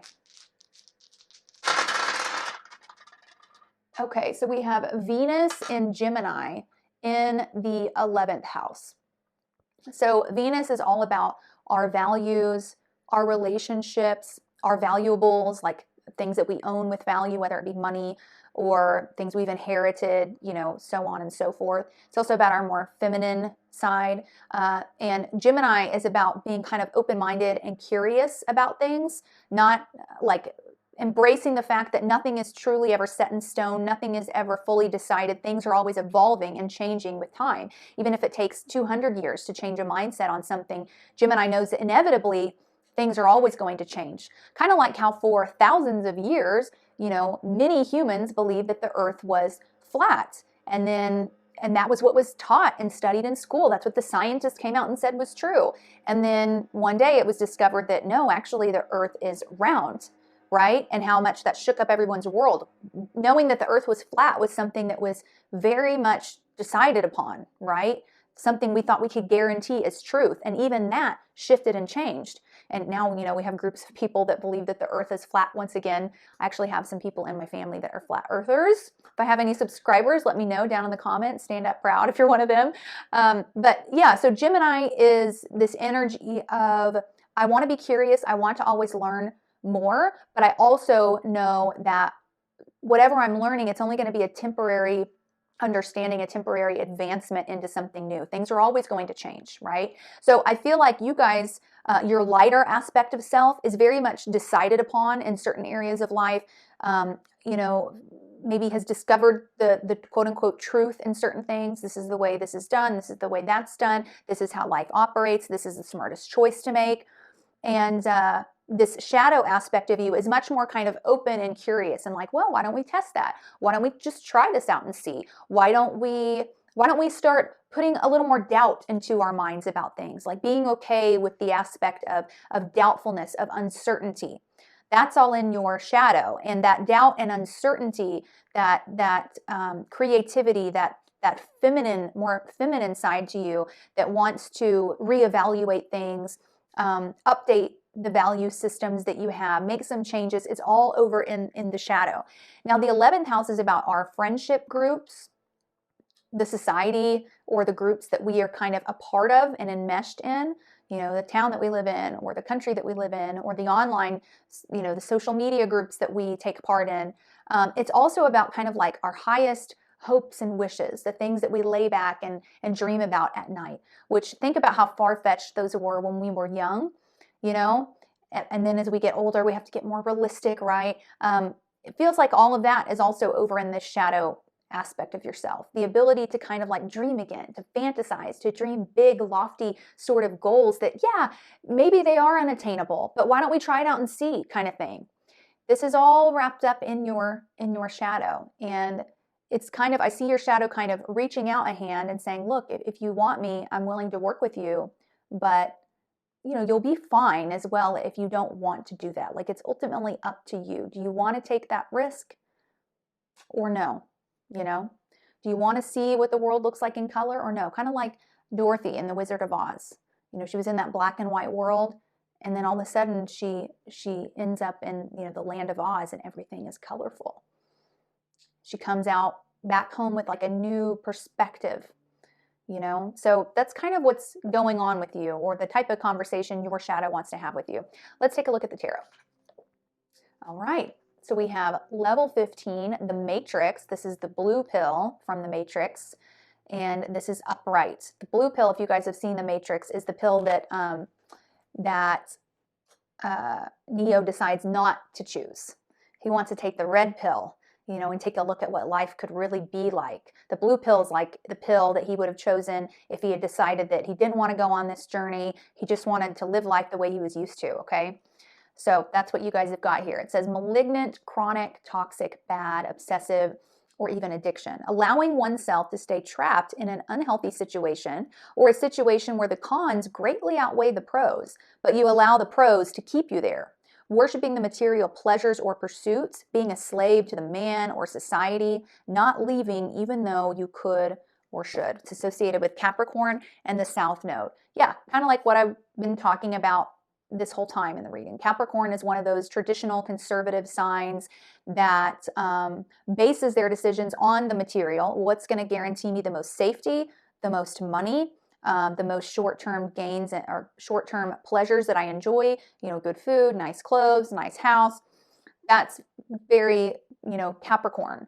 Whereas your shadow self is much more kind of Gemini and much more Venus-y, if that makes sense, and wants to kind of like take some risks and play around with some, you know, maybe abandon a few things that you've been working on for a long time but just aren't fulfilling. Whereas the Capricorn side of you, that lighter aspect of you, is like, no, I've just got to keep pushing through, even though it's boring, even though I'm bored. And that's a good part of yourself to have. We all need that side of us as well. But there's a chance for you to kind of incorporate a little more balance into it, because there are some things that maybe you should leave behind. Maybe it's time to move in a new direction here and there, and, you know, maybe keep going down this path but abandon this one. You know, just make a few little updates and changes to things. All right, we have the 9 of Pentacles, the 3 of Wands, and this is the Page of Wands. Yeah, it looks like financially you've done a pretty good job of stabilizing yourself in your life. And maybe that was because of something chaotic that went on before that kind of made you think, okay, there's no more time for dreaming and games and play, and like, I've got 2 adults, I've got to wake up and grow up, so I'm leaving all these dreams behind and I'm focusing on my stability. And I do see that the lighter aspect of yourself that you allowed out over the past several years has gotten you to a stable place materially and financially.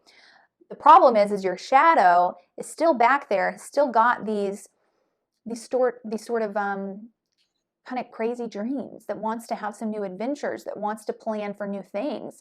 And even though your shadow can see out across the water and can see that it's chaotic, that there's a lot of energy there, that you can't predict the outcome of these new choices that you want to make, it really wants to. It doesn't want to stay on this land anymore. Yeah, it's solid and safe here on this land. And yeah, the sea looks a little crazy, but it looks like a living. It's almost like your shadow wants to live again. It wants to really jump headfirst back into life. And for some of you, there's like a new course of study, you know, that your shadow self really wants you to take, that's a little bit more creative, or just some sort of new endeavor. Maybe it's like a business idea, or you know, a new location, a new place you want to live, something like that. But yeah, there's like an adventurer, a creative adventurer within you that wants to work with you, that wants to come out. Let's look at a couple of the other cards. I think we're going to go in this direction. Okay, we have full moon in Leo. It says, don't let pride get in the way. And then we have the chaos card. Life is chaos. Life is chaos. And the darker aspect to life is represented through chaos as well. Divine femininity is often represented through a chaotic sort of energy, whereas divine masculinity is represented through like order and structure, okay? So this pride that we're talking about here in this full moon in Leo has a lot to do with what's kind of blocking you from taking these risks, making these changes. But as we see in this card, it's saying take your pride out of the equation. Take away this fear of failure, you know, of embarrassment, like just relegate that into the shadows for a bit so that you can make some changes, so that you can jump back into the chaos of life. Things are created through chaotic energy. God created through chaos, and he got little pieces of chaos and ordered them in the way that he wanted to support a new life. God couldn't be afraid of that chaotic energy. He had to be able to look at it and think, how am I going to use this to build and create what it is I want for the future? You need to do the same thing with your life, and your shadow self is the perfect companion for that, because your shadow self has no fear, is quite rebellious, and is quite quite a risk taker and very creative, very good with kind of generating new ideas, of pivoting, you know, very flexible, very adaptable. But this sense of pride, this sense of, I don't want to fail in front of people, I don't want to end up embarrassed, I don't want to look stupid, that's kind of what's blocking you here. And like I've been saying since the beginning, this isn't something you need to do. You will be okay if you don't make these changes, but you could be so much better if you did. So if you've had this fear in you of like, well, I don't want to make these changes because, you know, what if I end up worse off? What if I end up regretting making these new changes? Then I would say take away from this reading from your shadow self that will not be the case. You will not look back and regret the changes that you made. If anything, you may look back and regret all the things you didn't try and do when you're looking back on your life as an older person, you know, 40, 50 years from now. But taking a leap of faith, incorporating your shadow self a little more, this element of fearlessness and adventure, no, you won't regret it. All right, let's look at the cards over on this side. We have surrender, stubbornness. It says, if you're tensing up or taking a rigid stance about something, gently observe yourself and become more yielding. This will help you communicate more loving with others and yourself. All right, from the archetype deck, we have the hero or the heroine, and I'm going to be reading the shadow aspect of this card. It says escapism and a false sense of heroism, whereas the light attribute says passion for a journey of personal empowerment. Okay, and let's look at the Mona Lisa. So we're going to read this sort of negative subconscious phrase kind of playing out. It says, if I love someone, it means that it becomes harder for me to speak my mind, especially if I'm angry. Interesting. Okay, so I'm sensing for a lot of you, this fear and what's holding you back actually has to do with a partner that you have or some sort of teammate that you have. So it could be romantically, maybe you're married or in a long-term relationship, or maybe you've got an ex that you're still connected to through children. Maybe it is your children that are involved. Maybe it is a friend or roommate. I don't know, but it's almost like there's someone else involved in your life heavily that for whatever reason, you feel that in order to keep that relationship good, you've got to not change anything. You don't want to ruffle any feathers because of your fear of the relationships in your life that you could lose, or maybe not lose, but like it'll just make it becomes more stressful when I do that. When I try to make changes, it just becomes more stressful for me. I'd rather just stay mute and keep doing the things the way that I've been doing them than to deal with trying to convince this other person or arguing my case with this other person or being blamed for if something does go wrong with these new changes, me having to take all the blame for that. I would rather just no, I think I'll just keep things quiet and peaceful as they are. But let's look at what the flip side of this phrase is, because that's the healthy version of this phrase. It says, in a loving relationship, by taking appropriate action and communicating directly, I can transform any troubling situation, problem, or obstacle. Taking action, communicating directly, really, really saying how you actually feel, what you're thinking. Taking action on the things that you want to take action on. But then we also have this surrender stubbornness card. And this stubbornness actually has to do with your rigid ideas, the light aspect of yourself, the one that's in your conscious that does think that, no, this is the only way to do it, and can get wrapped up in anxiety or stress, or have this sort of tunnel vision about what it is you want, what it is you're after, and this belief that there's only one way to get there. So you've got to stick to it this way. Whereas your shadow self has this more Gemini energy to it that understands that, okay, I know what goal I ultimately want to get to, but I'm open to the idea that maybe there's 4 different routes that lead to that same goal. So if there's other people in my life that I love that maybe want to take route 4 versus route 1, the route I chose, I'm okay with that because I can see that both of them lead to that ultimate goal. So being a little less stubborn and a little more flexible with yourself, because I think that really, and with others, because I think with the self, you really get tripped up in that. Especially once that route that you chose kind of seems to not be working, it's like you have a hard time admitting that because deep down you believe that there is no other route. So if I can't make this one work, then I've got to just let go of this entire goal, this entire dream of mine. And that can make you very frantic and, uneasy. So you just keep going down the same route, and your shadow self, meanwhile, is kind of in the back, just kind of looking at you and smiling and shaking its head, thinking, don't they realize that, there's 5 other routes they can take if this one's a little too much or not working? Like, why don't they exit here and go take this other route, right? So, yeah.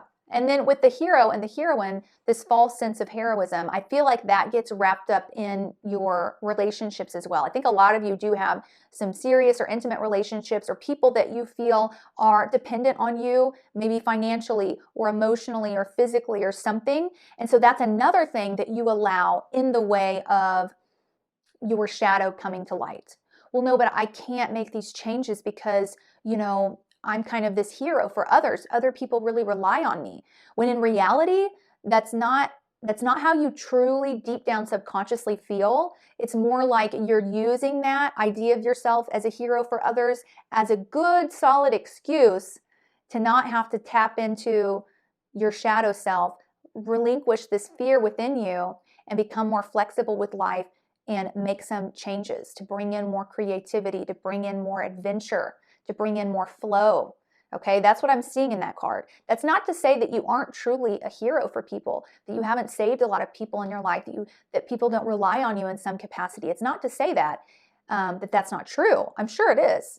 It's to say that you know that even if you make these changes, you can still be that hero, that heroine for the people in your life that you love. It's not going to take that away. So don't use that as an excuse or a reason, because if anything, it's going to add to the lives of those around you. It'll add to your own. It'll make you a happier, brighter, more like alive person. And everyone in your life is going to benefit from that, especially you. So I know, again, I've been saying this is ultimately a choice. You will be fine either way. If you want to keep this part of yourself in the shadows till the day that you die, you're a pretty practical person and really good at kind of pushing through even when things are tough. So you will be fine, okay? But your shadow wants you to know that you could be infinitely better. Your life could be infinitely more abundant, more grand, more colorful if you do try to incorporate your shadow a little bit more. You're going to have to start small. Of course, therapy is always a great option for getting in touch with the shadow. But if you can't take on therapy right now, try and find small ways you can get a little bit creative and get over this sense of pride, this embarrassment that you have of putting yourself out there and feeling stupid. So you could start a little blog. You don't even have to tell people about it in your family, and just force yourself to put your thoughts out there for feedback, or start a little secret YouTube channel where you don't even do much editing. It doesn't even have much of a purpose other than I'm going to record this 5-minute video and I'm going to post it on YouTube, and that will leave me open to feedback, criticism, or even praise from others. I'll just share something I know, whatever it is, or maybe starting a little some sort of songwriting journal, forcing yourself to write little poems. Even if you don't show them to people, just getting more in touch with that creative energy of, okay, I'm not good at writing poetry, but I'm making a goal that I'm going to fill up this notebook that I bought with a new poem or a new song, every day or once a week. There's lots of little ways that you can start getting creative and practicing kind of putting your creativity out there and getting used to no longer having that fear of rejection, getting used to the rejection, the vulnerability, the potential negative feedback, the potential failure, and like just getting used to that feeling, getting comfortable and okay with that. So find some sort of outlet where you can put this into practice, because that'll be kind of the first step.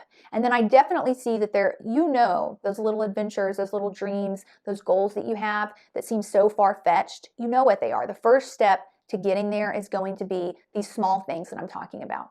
Getting in touch with your creative side, okay? All right, I'm going to leave you guys here. I hope you enjoyed the reading. I want to thank you so much for coming. I enjoyed connecting with you in this way, as always, and I look forward to seeing you in next week's Pick a Card. Bye, my love.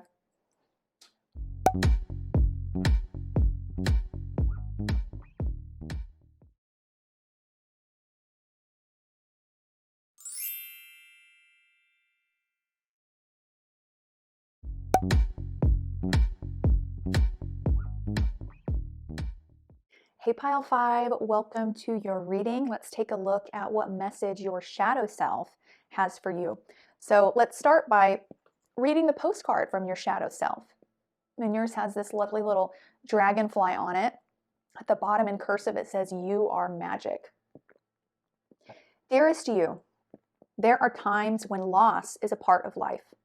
Sometimes a loss is welcome, like when you leave a situation not in alignment with your highest good. Sometimes a loss is sudden and painful, like when a loved one crosses over to our dimension.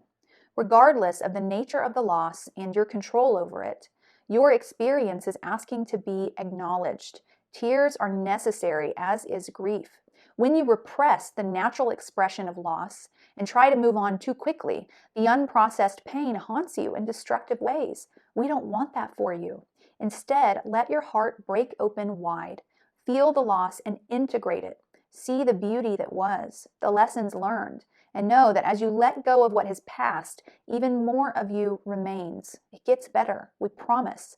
Your heart expands with more compassion for the world than ever before. Love heals all. We are loving you, sending you love, always and forever. Wow, so that was a bit heavy.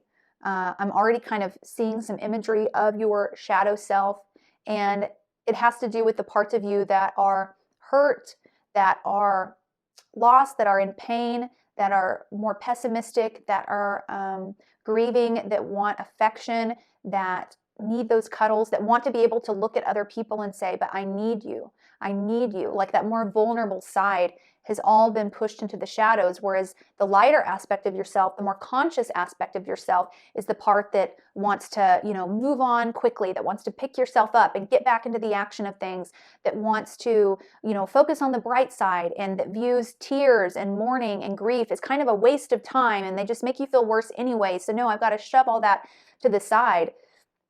When clearly you've got a part of you that needs some healing, that's been kind of abandoned and pushed to the back, that's now incorporated into your shadow. So all of you that chose this pile have gone through some sort of loss or grief that hasn't ever been fully healed. You didn't go to those therapy sessions, or you held in those tears. You didn't want to lean on anyone for support. You just didn't want to let it out. You felt that the less painful way to move through things is to focus on, no, future, future, future. Let's not look back over here. That's icky. I don't like it. Future, future, future. Okay, so I'm getting like Scorpio energy. The loss, could have been the death of a family member or a loved one. It could have been a really difficult breakup. It could have been a divorce that you went through as an adult yourself, or that you witnessed as a child. It could have been, any form of loss or grief, maybe many, maybe this has been a part of your shadow for a long time. Anytime you go through something traumatic, it's like, let me push it over there into the shadow and just keep it there locked up. And so there could be many things that have piled up now. And so it feels like actually your shadow self at this point in your life is affecting you in an indirect way, in a way that can't be clearly seen or easily understood.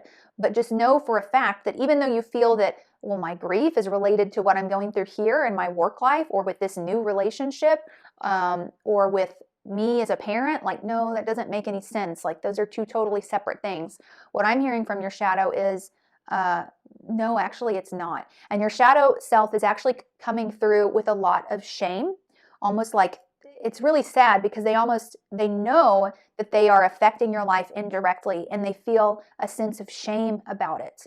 Even though I can look at them and say, look, it's not your fault, but they kind of know. It's like they feel indirectly connected to it. There's a sense of shame around this as well. So I also feel that in these instances of loss in your life, there is this unfair amount of shame that you've put on yourself, as I'm the one partly responsible for this. It was something I did. You know, kind of like the kid whose parents are divorcing and they feel that it's somehow their fault that their parents are divorcing, because maybe they heard a lot of arguments about money, and they know that, you know, maybe it was money and, you know, like daycare costs or school costs. And so they feel kind of like, oh, well, it's my fault then that they're divorcing, because they were always fighting about things that somehow related to me.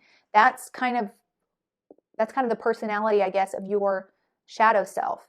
There's a lot of guilt and shame, grief and pain that needs to be confronted, because your shadow is behind the scenes, indirectly, subconsciously, screwing up a lot of aspects of your life in the present that you wouldn't think were connected. So I hope that makes sense, but we'll get more connected to your shadow as I go through the reading. And let's start with rolling the die here.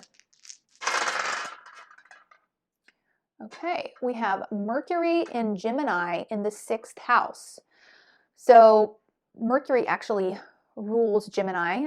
So those two energies go very well together. The 6th house, that's all about the health, the body. It's about our day-to-day sort of regular obligations and responsibilities. The types of things that fall into the 6th house are the things that we do not because we get any enjoyment or pleasure from doing it, but actually because we just want to avoid the negative consequences for if we don't do it. Okay, so like, it's not, you know, necessarily enjoyable to change out your cat's litter box, but you don't want to deal with a stinky house if it doesn't get changed out. So you go ahead and do that. That responsibility, taking care, the things that involve taking care of your pets, falls into the 6th house. It's not that you are eating this salad because you enjoy eating salad more than eating ice cream. You know, you're not getting pleasure from it, but you do it because you don't want you don't want to deal with the negative consequences of your health if you were to only eat ice cream every day. So it's like, okay, I'm going to do it, or I'm going to take that walk or go on that workout, not because it's more enjoyable than binging Netflix, but because I don't want to deal with the negative consequences. You know, it's not enjoyable or pleasurable to pay your bills, right? There's no way to get enjoyment from that, watching that money go away and paying that bill. But you do it to avoid the negative consequences of bankruptcy, a bad credit score, getting evicted.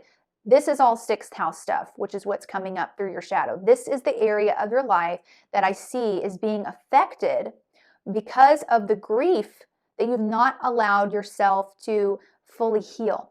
You haven't allowed yourself to grieve, to feel the pain, to get vulnerable, to open up, and it's affecting this area of your life. Your health, your bills, your day-to-day responsibilities, your day-to-day sort of work life, because of that. And everything's feeling very focused on the mental for you right now with the Mercury and the Gemini. Your siblings could somehow be connected to this whole situation as well, that's been relegated into the shadows. Your relationship with your siblings, your role as a brother or sister too, feels like it's been affected. Some of you may be maybe like the older sibling that's caretaking somehow, or took on the parental role. Others of you may be the sibling that kind of feels like the black sheep, or that maybe dealt with a lot of grief because you didn't feel like you were ever accepted really by your siblings. And maybe you even are accepted now by them, but because you've still got that inner child that feels rejected, less than, or if not, siblings, Gemini can also represent our elementary and high school years. You know, did you go through a lot of bullying that you didn't really grieve? Do you still have that part of you that feels like the outcast, that feels like not good enough, and you didn't really get to deal with that, and how it affected you, how it affected your outlook on life, your confidence, your view of yourself? All of this pain and grief is having a direct effect on this 6th house stuff. And that's why your shadow is coming through and really urging you to get sappy, get vulnerable, look back on the past, cry about it, talk it out, go to therapy, and so that your day-to-day life can get a little bit more organized, and so that you can feel productive, so you can feel healthy, so you can feel good about things are getting done, you know. Yeah, let's get into the tarot. Okay, we have level 21, the homecoming. It is upright. It says successful completion, closure, end of a major or a long cycle, finished, a hard-fought earned achievement, graduation, cause for celebration, Christmas season, world travel, travel to foreign cultures or lands, moving, completion of one's Saturn return. The World Wide Web is your oyster. Even if what you completed felt really bad, this card is a reminder that Spirit is truly proud of you for the accomplishment and wants you to be as well. You did it. The end of the Fool's journey. So some of you could be going through your Saturn return phase or Saturn square. Saturn return happens around 28 to 30. Saturn square happens from, I think, 19 to 21 years of age. Whatever it is, Spirit's wanting to come through, and this message actually feels separate from your shadow, because I can see your shadow kind of hankered down over in the corner, just feeling a lot of pain. But Spirit is coming through separately because they really want you to pat yourself on the back a little more than you do. You don't give yourself enough credit for things. It's like you shut off so much emotionally that you don't get to take part in the many joys that surround your life as well. The things that deserve praise and compliments. And it's like you just want to be you just seem kind of robotic, you know, because you've had to be. Because if you turn on the emotions, it's like, you know, the floodgates are going to open for this darker stuff that you don't want to deal with. So it's almost like you've got to turn off all the emotions, and you don't get to, yeah, I don't see you having a real positive view of yourself or praising yourself enough for everything that you have done right. You know, you went through a lot, I can see, in this loss, or maybe just in life in general. And Spirit wants you to acknowledge that a little more. Even if you look back and think, well, I didn't do it just perfectly, and I made this mistake here. In the grand scheme and the overall, you did a great job. You know, you handled things. You did what you were able to. You did what you could. You did a lot better than a lot of people would. So yeah, try and not be so critical on yourself. And don't be afraid to turn the emotions back on, because yes, at first it might be kind of out of balance where you've got these heavy emotions outweighing everything for a bit. But once those are released and things get back into balance, then these beautiful, happy, joyous, sort of happy tears kinds of emotions, the laughter, the good feelings, you know, all that serotonin can come back in as well. And I'm getting another message from Spirit wanting to talk about medication, okay? And of course, I'm not a doctor. I urge you to go to a doctor and talk about your personal story, what you're going through with them in terms of your mood, okay? Because I see that your mood is a little bit low, and some of you may be self-medicating with things that aren't really ideal, you know, maybe the wrong foods, the wrong diet, the wrong substances, or maybe you're just not medicating at all and just putting up with this robotic sort of feeling that you have of no emotions, okay? Whatever it is, Spirit's really urging you to talk to a doctor, to let down those walls of pride, because some of you may be against medication because you feel like, no, I feel like I should just be able to push through and deal with it on my own. You know, only weak people end up, you know, having to get on medication. I don't want to deal with, you know, what it could do to my body or this, that, or the other. Maybe there's a paranoia around it. Spirit's really wanting you to just at least set up an appointment with a therapist, with a doctor, because that could be a great, great help for you actually, and help you manage and deal with not only your day-to-day life, but also the negative emotions. Once you start getting in touch with them, allowing them to come in, speaking to your shadow, it will make things a little bit more manageable, okay? All right, let's take a look at the rest of the tarot cards. We have Six of Swords. Look at this. This is the Homecoming card. Again, same cards.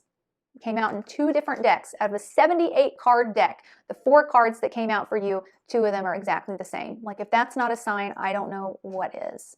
Some of you maybe, I'm getting some Aquarius energy here, okay? We have a 6 of Cups as well. Beautiful.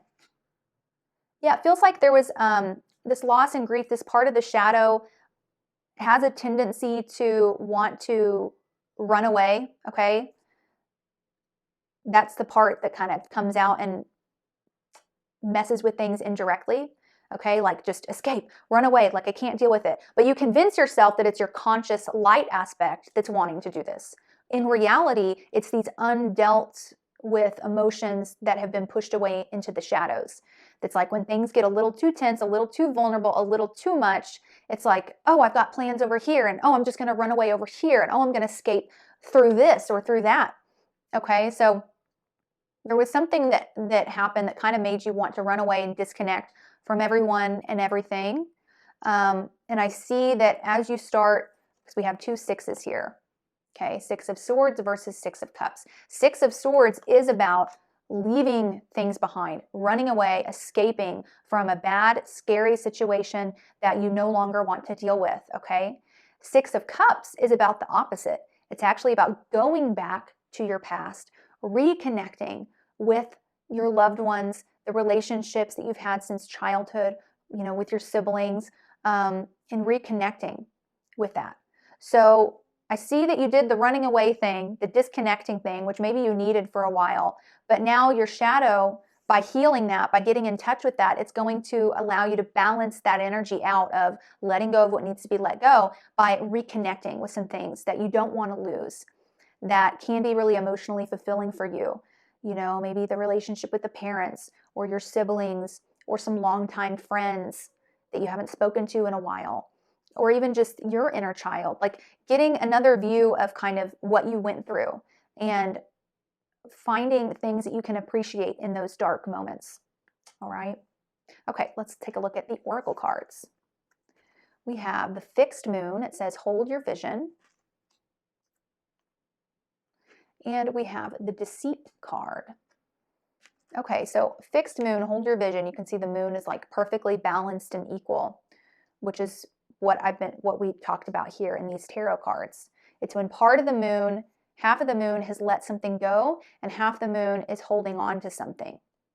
And it balances it out. It's this perfect balance of half this, half that, which is what I feel that you need. It's what your shadow needs from you. So in order to create this balance, it's like you've really, it's quite simple for you guys. You've got to allow yourself to grieve, to release all these negative emotions pent up inside of you, to fully come to terms with your losses, your pain, because the light aspect of yourself isn't going to be able to shine until you do that. It's almost like you don't even have a lighter aspect to yourself at this time. You've lost it too, or it's almost being overshadowed by your shadow. That's the truth. So allow yourself to grieve and hold your vision. In those moments of fear of like, I don't want to deal with this. I don't want to think about this. This doesn't do anything except make me sad. Why are we going to this place? Especially if you're signing up for therapy, or if you're resisting therapy because of that. Like your shadow needs to dive deep into that. You need to dive deep into this part of your past. You need to get through the dark stuff, not to stay there, not to wallow in it, not to sulk in it, but because that's the only thing that's going to give you relief. That's the only thing that's going to diminish this shadow so that you can shine once again. And in the deceit card, deceit, what's that about? That's about lying. It's about saying things that aren't true. It's about not coming to terms with things, not being honest, okay? And I think that you, at this point, you honestly know that there are parts of you that are hurting, parts of you that need to be addressed, but it's like you are purposefully avoiding it. It's like you know that it would be better for you to deal with it, but I just can't. I don't want to, okay? So you tell people, no, I'm fine. Everything's fine. What are you talking about? Maybe even get a little bit defensive, Why are people perceiving me this way? Everything's fine. I don't even want to go and connect with those people because I know that they're going to be asking me what in the world's going on, why I've changed, why I'm different. They're going to probe and ask me about that situation that I went through, and I don't want to talk about it. Okay, so, but what I'm seeing in this card from your shadow is it's almost like you're lying to yourself. Not just to the world, but maybe to yourself as well. You are pretending like you are in less pain than you actually are. And maybe it's because it's, your views on pain and emotions. Maybe you view pain and emotion as like a weak sort of thing, but it's not. It's going to make you stronger coming out the other side of this, to fully grieve it, to work through it, to do what you need to do for your health. Maybe you need to get on medication. Maybe you need to find out what potentially your diagnoses could be. Maybe you need to talk with a therapist about, the way your parents raised you and how it led you to be this or that way or the other. And yeah, that seems real psychologically deep, right? And nonsensical to some people, but maybe that's actually what you need. Maybe it's time to just take a chance, try it out, because I don't see that it's going to hurt anything by going down that route. Not at all. Okay, let's look at the oracles over here on this side. We have surrender stress. Take a few deep breaths and exhale the tension you've built up in your body. Let the stress go as you come back to your center. The 6th house is definitely associated with stress because our day-to-day sort of responsibilities and things can become too much for us. So right now should be a point in time where you are really analyzing, what is it that adds to my stress ultimately? Maybe it's not. Maybe you view your day-to-day responsibilities as too stressful. But maybe it's not that. Maybe what makes those day-to-day responsibilities stressful is that your mood's really low. Okay, maybe we can medicate to help with that. Maybe it's that you are exhausted because your sleep schedule's off. Okay, maybe we can handle that. It's like, how can you alleviate stress in your life? Maybe that once a week therapy session, alleviates a lot of your moods, your feelings, your emotions, and makes your day-to-day life more manageable. So it's about pinpointing. Spirit doesn't want you to live a stressful life. Your shadow aspect, the darker aspect of you, doesn't want that either. So start with that viewpoint if that makes it easier for you. Like, I need to do some things, not because, I've got this shadow self that needs to be discovered. Maybe you're a little too practical for that.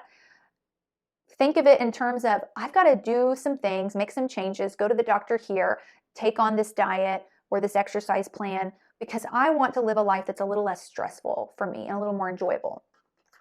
Okay, let's look at the archetype card. We have the teacher. Now, I'll be reading the shadow aspect of this card since this is a message from your shadow. It says, manipulating or abusing students, teaching negative traits and destructive skills. Okay, let's take a look at the Mona Lisa card. We're going to look at the negative aspect of this card as well. It says, I have a hard time asking for a raise or trying to increase my income since I think it would be greedy. Ooh, okay. So there's a negative association with greed that you have here, or being too focused on the material that you're kind of ashamed of or rejecting. That could have been from something that you observed in a parent, maybe a greediness or a focus on the material. That's interesting, because that's going to always relegate you to a life of stress if you're not willing to pursue more for yourself, to ask for help, to ask for more when needed, like too prideful to do that, or negatively associating those things with a greediness. You're always going to be stuck in this stressful situation. It's okay to ask for help. I also think that's why you feel the way you do about emotions. When we really acknowledge our emotions, sometimes our emotions are needing validation from others, or needing comfort or nurturance from others. And if you're the type of person that doesn't want to be too dependent on other people, really values independence and know I can take care of it on my own, then you've kind of got to ignore the emotions to get through that. Because at our core, we all want to be loved and to give love to others, right? That's just natural in us as humans. The teacher aspect, teaching negative traits and destructive skills, I actually feel that this is why your shadow has developed the way it has. Not because you're a manipulative, bad teacher, but almost because of a lot of the things that were taught to you at an early age that were either just completely wrong. It's like things weren't being taught to you the way they should in terms of emotions and life in general, how we carry and conduct ourselves in life, what's considered strength, what's considered weakness. I feel like what you were taught was completely skewed. And I also feel that for a lot of you, you had an authority figure above you, whether that be an older sibling, a parent, an actual teacher, someone that you looked up to, that really abused their power, manipulated you for their advantage, and it made you completely distrustful of anyone in authority, anyone above you. It just made you not trust them, not want to go near them, not want to deal with them. And that also made you distrustful of your own power, your own authority, to where it's like you don't want to pursue more for yourself because that's greedy, that's wrong. People who are that way are corrupt, they're bad. So some of you have some trauma to talk through with a therapist that has to do with someone abusing or manipulating their power or authority against you in a way that made you feel like you needed to shut down your own wants and needs in life, not, like being very careful to not be power hungry or greedy, but then also making you extremely distrustful of people above you in any way, people that had authority. Like you don't trust a single word they say. You always come at those sort of relationships with a sense of contempt or, no, I'm not going to trust you. I'm going to figure out the answers for myself. So all of that kind of needs to be balanced here, okay? Whew, heavy, heavy reading. Your shadow is really just wanting an embrace. It's wanting to feel allowed to grieve and to work through some things that have built up since an early, early age, and to be able to let go and release this sense of shame, okay? That's what your shadow wants most from you. So try and embrace yourself today. Try and talk to your shadow. You can do that, talking to your shadow in your head and saying, okay, I listened to this reading, all right, so what is it that wants to come out? Really being open to that and letting your shadow speak to you. And if tears feel like they need to come, let it come, okay?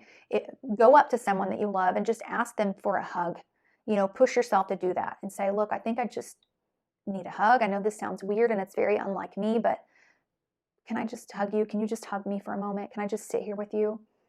A lot of times just doing that, well, the emotions will start coming out, So find something like that you can do for yourself today.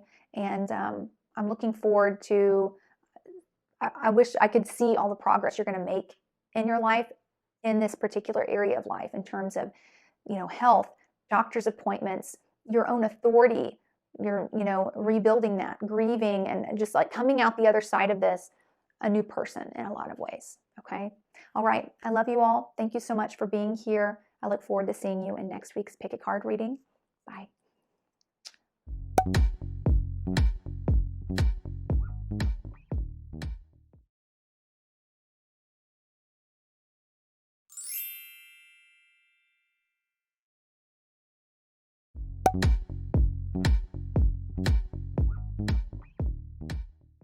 Hey, Pile 6, welcome to your reading. Let's take a look at what message your shadow self, the darker, more hidden aspect of yourself, wants to say to you. So let's start with the postcard they actually chose for me to read to you. At the bottom it says, with love. There's a little cherub angel at the front. It says, dear you, sometimes you just feel like no one understands you. You're not heard, or even that you don't count. This, my dear, is a terrible illusion. And although your feelings tell you that abandonment is real, well, we who love you know better. You are never alone. And even when rejection happens, you are ultimately being protected so better things can replace what wouldn't have worked in the first place. Everyone on this side of the veil is watching over you and rooting for your ultimate success. Life loves you. We love you. And you are a unique spark of the divine and always connected to the light and to source. You are always in our care. Trust and keep the faith. Love you always and forever. Aww, how sweet. I feel like some of you may have gone through some sort of bullying when you were younger, or maybe feeling like the black sheep of the family, just kind of relegating yourself to, okay, I'm never going to be understood, no one's going to get me type of thing. And it's interesting because the lighter aspect of yourself is the part of you that's kind of always seeking out that sort of approval or validation, maybe through likes on social media, or maybe through adapting yourself to certain people to kind of be what you feel they want you to be so that you can be accepted. Whereas this shadow aspect of yourself, this darker, more hidden part of you, is a part of you that kind of doesn't, like, wants to be unique, is okay with not being everyone's cup of tea or not being understood, because this shadow aspect of you knows that doesn't ultimately matter. What matters is authenticity, is truth. And I kind of feel like you vacillate between these two darker or lighter aspects of yourself. It's like sometimes you want that acceptance, that approval, that validation, but it's almost like the other side of you wants to get that in a really unique way, kind of standing out, being different, right? kind of feels a bit confusing, to be honest, because I can't quite pin down which part of this is your shadow and which part of this is your light, because they feel kind of intertwined. It's like you kind of want to find a way to get the best of both worlds, to have your cake and eat it too. Like, well, I do want people to like me. I want to be likable, but I also want to be likable for doing something that's unique, for like standing apart, standing out. And it's all rooted in this deep-seated desire for your authenticity, for your uniqueness, for what makes you different, to be also what makes you adored. And what I'm hearing from Spirit and from your shadow is, instead, you need to express your authenticity, your uniqueness, in such a way that it doesn't ultimately matter if it's accepted or not. Stop trying to find a way to be both, because then you actually pull further away from your authenticity in order to appease others. Okay? So stop taking a look at, well, people really seem to like that when I did that. And it was also unique. So this is cool. This is the route that I'll go down. Maybe the authentic part of you also has some things that are unlikable and are very normal, that maybe are like a lot of other people, that are just common, that are just okay, right? So that it feels like you reject those parts. It's like you only want to take out the parts that are unique and also will make you stand out, will make you adored. So it's interesting because it's almost like everything that you do revolves around others' perception, the world's perception, the society's perception of it. Is it cool? Is it likable? Is it wow? Versus, what if there's some things that you like that maybe aren't any of those things? What if you like some regular, mundane, traditional things? In reality, we all are kind of a mix of, this is kind of unique to us, and this is where we're like everybody else in the world, and that's okay. All right, so that's kind of what Spirit wants to talk to you about, and that's kind of the part of your shadow that you have. Your shadow is this part of you that behind everything wants to be adored, and is kind of like trying to manipulate things behind, and that comes from a place of insecurity, right? Of course, we all want to be adored. That's totally normal. The insecurity comes in when it's like, well, but I need to feel okay about myself. I need that validation to know that I'm liked, that people look up to me, that I'm different, that I'm not like the other girls, kind of trope, I guess, that I've heard in media lately. So this is about a journey of finding out who you are. And what if that means that you're not unique? Being okay with that, because it's, well, this is who I am. I'm not measuring myself from a standard of, am I unique? Am I, totally different from everyone and everything? It's about really, truly discovering your authenticity, which may not be super unique, and being okay with that. I feel like even as I say that phrase, you're like cringing, like, no, I don't think I want that. Okay, but we'll get into it. Let's take a roll of the die. Yep, we have the sun. Not surprised to see that planet coming up. The sun in Capricorn in the 4th house. So the 4th house is our roots, our childhood, our home and family. Once we go into adulthood, it's more about our private life, the things that the world doesn't see, what we're doing at home. Okay, kind of like the opposite of social media. What's really going on behind the scenes is over in the 4th house. The sun represents our ego, our confidence. It does represent our spotlight, our shine, and it also represents our relationship to our Father. So I do feel like those of you who chose this pile, all these things I'm talking about, this need for validation and approval and how it's a little bit off, there's an insecurity there hidden in the shadows, relates to the relationship that you have with your Father. Whether he was absent or present, whether he was too emotional in an unhealthy way or completely unemotional. Now with Capricorn here, Capricorn's a very restricted energy. The sun doesn't really like being in Capricorn for that reason. It has to really figure out a way to make it work, because Capricorn is very strict, very emotionally distant, and kind of walled off. Okay, so it feels like that's the type of relationship you had with your dad. He doesn't feel like the type of person that maybe complimented you a lot growing up or told you how special you were. You didn't get that from him. And our Father is the person in our life that helps develop our ego, our sense of self, our pride, So when the relationship with dad is a little off like that, it does affect our ego, okay? And so that's what I see kind of happened with you growing up. And there may have been feelings of comparison too with any other siblings that you grew up with, always feeling like, well, they seem to always get the spotlight or the compliments, and I'm over here still fighting for mine.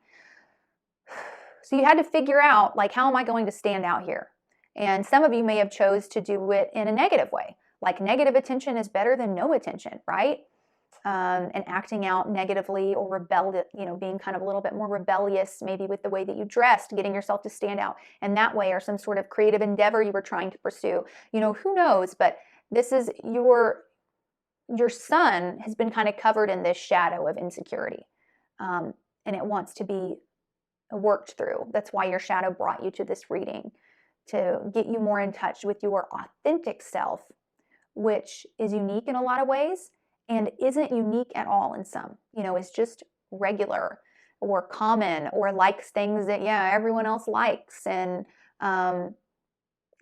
isn't likable to everyone. Some people aren't going to like you. You know that you're not being authentic if you are a person that is able to say, well, yeah, everyone likes me. Like, I'm such a great person that, I'm just really likable. I don't know anyone that really has a problem with me.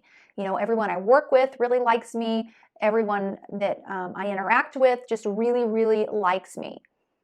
There's a problem there if that's the case. And that's not something to necessarily be proud of, because in reality, well, first of all, do you like everyone? I'm sure that there's people that you just don't really like, you don't really gel with, they're not your vibe. Like, that is healthy and normal. We're all so different as individuals that there should be certain people we really click with, that we like, that we look at them, we think, I really like their personality and who they are. And then there should be other people that we just don't. So if you are able to say today that you are the type of person that everybody likes, that you just know how to get along with everyone, you just know what it takes to be a likable person, that is a red flag in terms of your authenticity. Because you have faults. You have things that other people would look at and think, well, that's a little unlikable. Being okay with admitting those, being open about those, knowing that there's certain people that aren't going to like you because you aren't willing to be inauthentic to appease them. And that's okay. Now, that doesn't mean you need to go out and start fights with people. No, it's just about the fact that, well, I'm not going to change who I am. I'll be honest about what I like, what I don't like, what I believe in, what I don't. And if that causes them to no longer really like me, well, that's fine, because I've got to be authentic. Okay, so I know this is really complex. Okay, this whole thing is really, really complex. I know that. Let's get into some of the tarot, and maybe spirit and your shadow can help us work through the nuance of all of this. Okay, we have stage 9 of feelings. It is reversed. It says not getting your wish, not happy, no joy, feeling like you have nothing to be proud of, feeling like you don't have anything worth bragging over, not getting your way, not getting what you want. Yeah. And I think that's kind of how you felt about your whole life. It's like you feel like you constantly have to fight to get that attention, that feeling of, wow, look at what I did, everyone, and this is great, and that sense of kind of applause. Good job, that was awesome. I can't believe you did that. You don't have that feeling. But you know what the sad thing is you don't have that feeling because you're not getting it from the outside world, when in reality, this sort of feeling should be something you have within yourself, that you give to yourself. And that way, it doesn't matter if there's 100 people giving you applause for it, or maybe there's like 2 or 3 people in your life that are doing it, or hell, maybe there's no one in your life that's doing it. You should be able to give it to yourself, to know that you have something to be proud of yourself for. You have something that's unique to you. You have your own inner joy. You've fulfilled some of your wishes, and it doesn't matter if anyone else sees it or not. For some of you, I feel like spirit and your shadow is really urging you to completely disconnect from social media, because it is keeping you in this cycle of, am I good enough? Am I good enough? You're subconsciously getting this validation through those likes, through those views, through the comments, through the applause on your post, or through the empathy or sympathy that you're getting in some of your posts, or the praise. And this would be a really, really good way for you to start working through it. Because right now it's kind of masking this feeling. There's issues that you're not having to really confront because the social media is kind of serving like a drug in a sense. Just like when people are really depressed, a lot of times they self-medicate through certain drugs because just the simple act of taking that drug or drinking that alcohol makes them feel as if, no, I'm totally fine. All those problems I was feeling earlier, nope, I'm good. I feel great. Life is great. Social media is kind of serving that purpose for you. So you got to take that drug away so that you can really confront with your, what you're dealing with here, your feelings, the things that are going on beneath the surface. So maybe don't delete everything completely. Maybe just decide consciously, I'm going to take a 1-month break from all social media. If someone needs me, they're going to have to text me or call me. If I take a photo on my phone, it's literally just to keep in my own album. I really would challenge you guys to do that. And comment below. Sometimes it's the best way to kind of start a challenge for yourself, the best way to keep yourself accountable. By putting it out loud, I'm going to do this, it helps you stay on track. It makes it more real. So if you are willing to sign up for this challenge, I encourage you to do it. I did it last year, or no, maybe it's been 2 years now, and I loved it so much I decided not to go back. I still don't use social media. But my plan initially was just to do it for like a month or two, just give myself a break. But yeah, comment below if that's something you're planning on doing, because sometimes putting it out there just helps you stay on track with it, okay? All right, let's look at the rest of the tarot. Okay, we have the Judgment card. The Tower. Wow, these are some big energies, you guys. We have Knight of Wands. And we have Three of Pentacles. Yeah, this feels like social media to me. I feel like that's going to be a huge start to this whole journey and getting in touch with your shadow and healing these aspects of yourself. This sort of need for validation, this need to stand out, to be unique out in the world, to get that applause. Judgment card is about like deciding to start a new life. It's not where, something happens in life that forces you into a new start, like a pregnancy or a death in the family or a promotion at work or a loss of a job. Those are outside of your control. The Judgment card is about, what? I'm taking this as a wake-up call. I'm having a wake-up call, an aha moment in life. I need to make a change and I'm going to do it. This is a fresh start. This is a new beginning. This is a brand new life. I'm hearing the sound of the trumpet. The horn is calling me to action. I'm going to do it. And I feel like that's what you're going to do. And the start of this for you is actually social media. That's not to say you can never go back to it, but getting off of it is going to be necessary for you to work through these issues with the ego, healing your ego, your son, okay? That's really the biggest message I'm getting. The Tower card can also represent actually moving to a new location, whether that be, a new home or maybe a new job. It can also represent kind of like, ending something and starting over, starting from square one in terms of a dream or a relationship or a goal. But the big thing I'm feeling is like getting yourself detached from a lot of people in your life, getting back to the basics in life. Who are your core relationships, the relationships that really matter, and making those more personal again, because what you're getting through social media is a false thrill of ego boost, okay? But it's leaving you empty at the end of every day. And I'm seeing once you decide to do this, I'm seeing a new start for you creatively and financially with the Page of Wands. There's going to be a new business idea, a new endeavor, a new creative project you decide to go after, and you're going to have a lot more time to pour into your goals instead of scrolling, like getting off the phone and pouring time into your goals, your career, your studies. And I see you really mastering something actually, and you finally giving yourself that feeling I was talking about here, where you feel like, wow, I've got something to brag about, feeling and going to the people who actually matter and bragging to them about it. Your family members, your close friends, like your true loved ones, instead of feeling like you've got to go and announce it to the world, like understanding the value of like intimacy and privacy and protecting yourself, really building up your ego and nurturing and protecting it by taking action on things, doing things that will make you proud, whether it's that weight loss goal that you have, or that new creative project that you've just been putting off and putting off that you're finally going to go after and do, or getting your grades up at school, if you're in college, whatever it is, I see you being able to give that back to yourself. The shadow aspect of yourself, ironically, is the lightest part of you.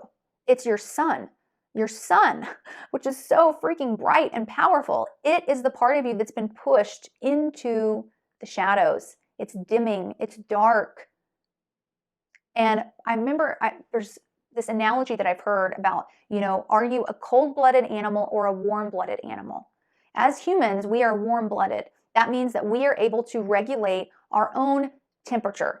So if it's 90 degrees outside, my body, if I were to take my temperature, would still be, 98.6, I think is like the baseline temperature that you're supposed to be at. So if it's 90 degrees outside, you can take my temperature, I'm going to be 98.6. If it's 30 degrees outside, I can stand outside and you can take my temperature and it's still going to be 98.6 because my body is warm-blooded, so I'm capable of regulating my own temperature and keeping it where it needs to be, regardless of what's going on outside of me. Versus a cold-blooded animal, like a reptile, its body can't do that. If it's 90 degrees outside, the animal's temperature will be 90. And if it's 30 degrees outside, the animal's temperature will be 30.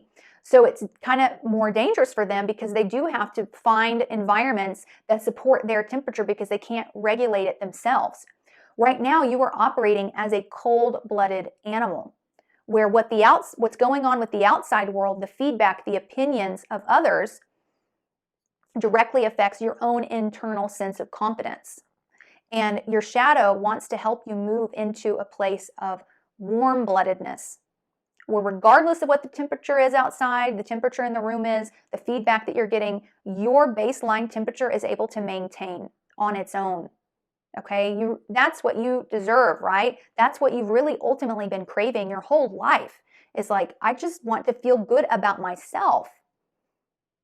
And so by pulling away from everyone, getting off of social media, getting back to the basics, pouring time and energy into yourself, not allowing yourself to give into that temptation of, oh, but I just really want to post this because, I do look really good in this photo, or I do want to give my thought or opinion on this, whatever's going on politically, because I feel like I have something to say, and just get that feedback and those likes and those comments. Forcing yourself to say no, at least for whatever time period you commit to, a month, 2 months, forever if you want. And it's hard at first. It's really, really hard because you'll have that inclination, that urge to, well, just this one thing. Don't let yourself do it, okay? Stay committed to this path. It's going to transform a lot. It's going to bring your shadow out into the light, which is your sun, okay? All right, let's look at some of the other oracle cards. Wow, we have New Moon in Leo. It says confidence is the key to success. You say you don't feel like you have anything to brag about? It's this lack of confidence within you. You've got to build up your confidence, not through other people, not through the environment, through yourself, pouring it back into yourself. And then we have the trapped card. That's where your sun is there. It's trapped. You know what it's trapped by? It's trapped by other people. You've allowed other people to take your sun, your confidence, your ego, and put it in a little cage, a bird cage, and stay trapped there. And you feed, if you get food, when you get water, it's dependent on whoever now owns this cage, right? And you figured out like, oh, well, maybe if I do this little trick and I perform, then I get extra food. And ooh, now I figured out how if I do this, then I get extra water, right? It's like you figured out, you've mastered the game of this is what I need to do and dance like this and do that. And then I get my water and my food. And you've convinced yourself that like, I figured out how to play this game. Maybe you look at the other birds in the cages next to you and you think they just haven't figured out what they need to do. They just know how to stand out. They don't know how to be unique. And you feel like you've like won the game in a sense. When in reality, it's like, how about not play that game? How about just get out of that cage and fly off and do your own thing? And who cares about getting the approval of the people who own these bird cages? Who cares about figuring out what you need to do for them to give you that extra water, that extra food? Who cares what they think of you if they think you're the best bird out of all the birds they have in the cages? How about just running away and leaving? How about just flying off and doing your own thing and you caring about you? That's kind of the transformation that you are going to be going through. Once you allow it to happen, because like I said, with the reading starting off with this Judgment card, that's a big sign to me that like this has to be a call that you make when you feel ready to make it. Life isn't going to take you on this transformation on its own. Spirit's not going to, the universe isn't going to. You can stay in this trapped little bird cage for as long as you want to, you know, figuring out how to be the most likable, get the most attention, be better than all the other birds in the other cages, you know, work the system. Or you can just, one day you're hopefully going to wake up and decide, like, I just don't think I want to be in the cage anymore. Screw this. I'm just leaving altogether. And I'm not going to tell the owners where I'm flying to, what I'm doing, where they can find me. I'm not going to update all the other birds and show them how much better it is to be out of the cage and inspire them. Like, no, I'm just going to get out of the cage and poof, fly away into my own little world, do my own thing. Okay, let's look at the other oracles. Wow, another bird here. It says, surrender to inner peace. Cultivate inner peace on a daily basis.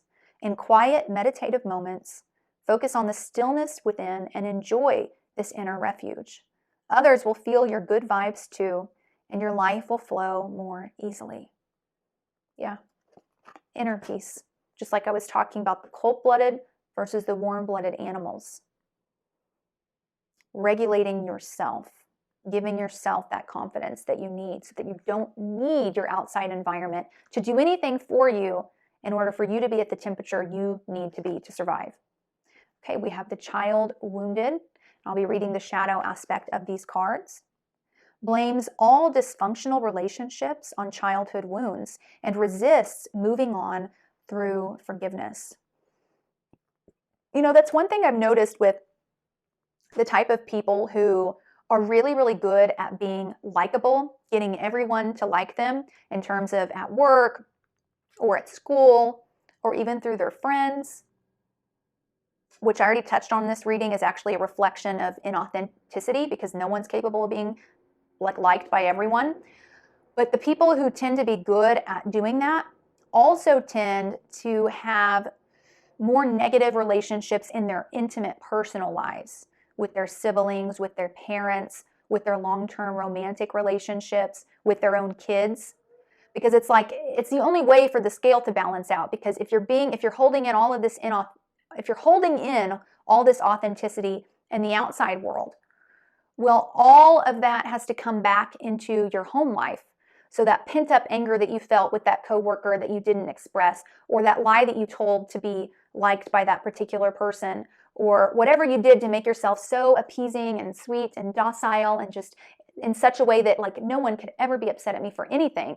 You've now pushed every ounce of negative emotion, irritation, frustration, the true you down beneath the surface, and it has to come out somewhere.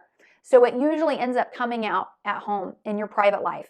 It gets blown up or put onto your kids, your spouse, your siblings, your parents, okay? So that's probably what's going on a little bit here. I do feel that you tend to have a better relationship with the public, with the outside world, than you do with your family, right? And that doesn't mean that your family's certainly not perfect. You definitely have childhood wounds, and because I can see that in the die that came up in the cards that caused you to have this sort of weak and, you know, this ego that's in pain. But your shadow is calling you to forgive, to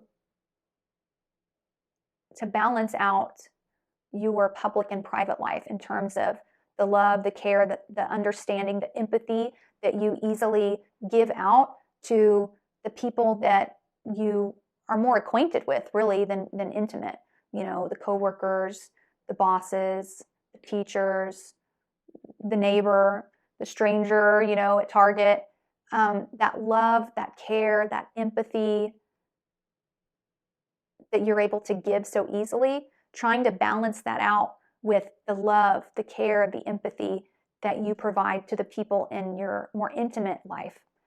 Because no one is perfect. I'm sure they've screwed up. I'm sure they've hurt you. But you know what? I bet those coworkers have screwed up too. I bet they're not perfect people. I bet the stranger at Target, you know, has maybe done some bad or shady things too.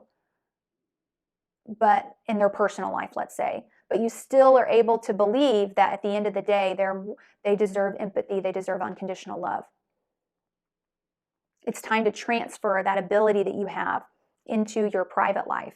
That yes, your spouse is, going to screw up. Yeah, your parents maybe weren't the best parents. Maybe they still aren't. Maybe your siblings aren't the greatest people either. But aren't they deserving of empathy, of understanding, of love, of respect at a minimum? So kind of, transferring this around, not completely reversing everything, but like there needs to be a transference that goes on. And it looks like with this card coming up, it's going to start with your home life, with maybe writing some letters of forgiveness would be a great start. I just want you to know that I forgive you for this. I want to move past this. I want to apologize for the way I made you feel, or for whatever. It looks like with this card coming up, there are some things in the home life with childhood where you actually need to practice some forgiveness. Even if you weren't, even if you have nothing to apologize for, like letting go of some pain that you have, that you're carrying, that's keeping your shadow so far away from you, that's keeping your sun, the brightest star in our solar system, your sun, pushed into the shadows. I know this is like tough stuff. This is dark stuff. This is icky, especially when you've got a lot of anger going on. There's been some fighting going on. Like, oh, it's so hard to hear that. Like, wait, you want me to practice love and empathy? Why don't they practice love and empathy towards me, right? Yeah, absolutely. I get it. But the only person we can control in our life is ourselves. It's just us. So what do we do each day so that we can fall asleep at night with a clean conscience, feeling like everything that we needed to take care of, that we needed to apologize for, that we needed to address, all the love that we needed to show, that it was all shown. It was all laid out. It was shown. Okay, let's look at the last card. It's a healthy self-esteem card. How perfect is that for you guys? Oh my God. Okay, so we're going to read the negative part. This is a subconscious belief that you have that plays out. It says, my destiny is to experience pain, suffering, and personal struggle. No, it's not, you guys. It's not. It's not. You're going to get to the root of all this. You're going to clear all this out. And I honestly believe that once you make that choice, you're going to instantly start seeing results in a positive direction for yourself. A sense of relief, a sense of inner peace. The wounds are going to feel like they're healing. Your confidence is going to get bigger. And, 10 years from now, you're going to be one of the most confident people that you know, with true confidence, not a false sense of confidence. Let's see what this negative subconscious phrase needs to be replaced with. I now release any repetitive patterns that blind, limit, and restrict my growth and evolution. This is a phrase that you all should adopt as a mantra. And maybe you can alter it slightly into something that makes it easier for you to remember. And this is another thing that you can start doing to get in touch with your shadow and start healing your ego. First, pull back from the social media, get off of it for a certain amount of time, and have a mantra similar to this one that you can repeat, maybe first thing in the morning and once at night when you're falling asleep, or you can say it when you're feeling triggers going on, feelings that you don't like, whether it's insecurity or anger or resentment or pain. You can repeat this phrase. I now release any repetitive patterns that bind, limit, and restrict my growth and evolution. Just say it in your head, or find something similar, a phrase that you can create that reflects that same energy of releasing any sort of pattern that restricts your growth and your evolution and your shine and your confidence. Okay?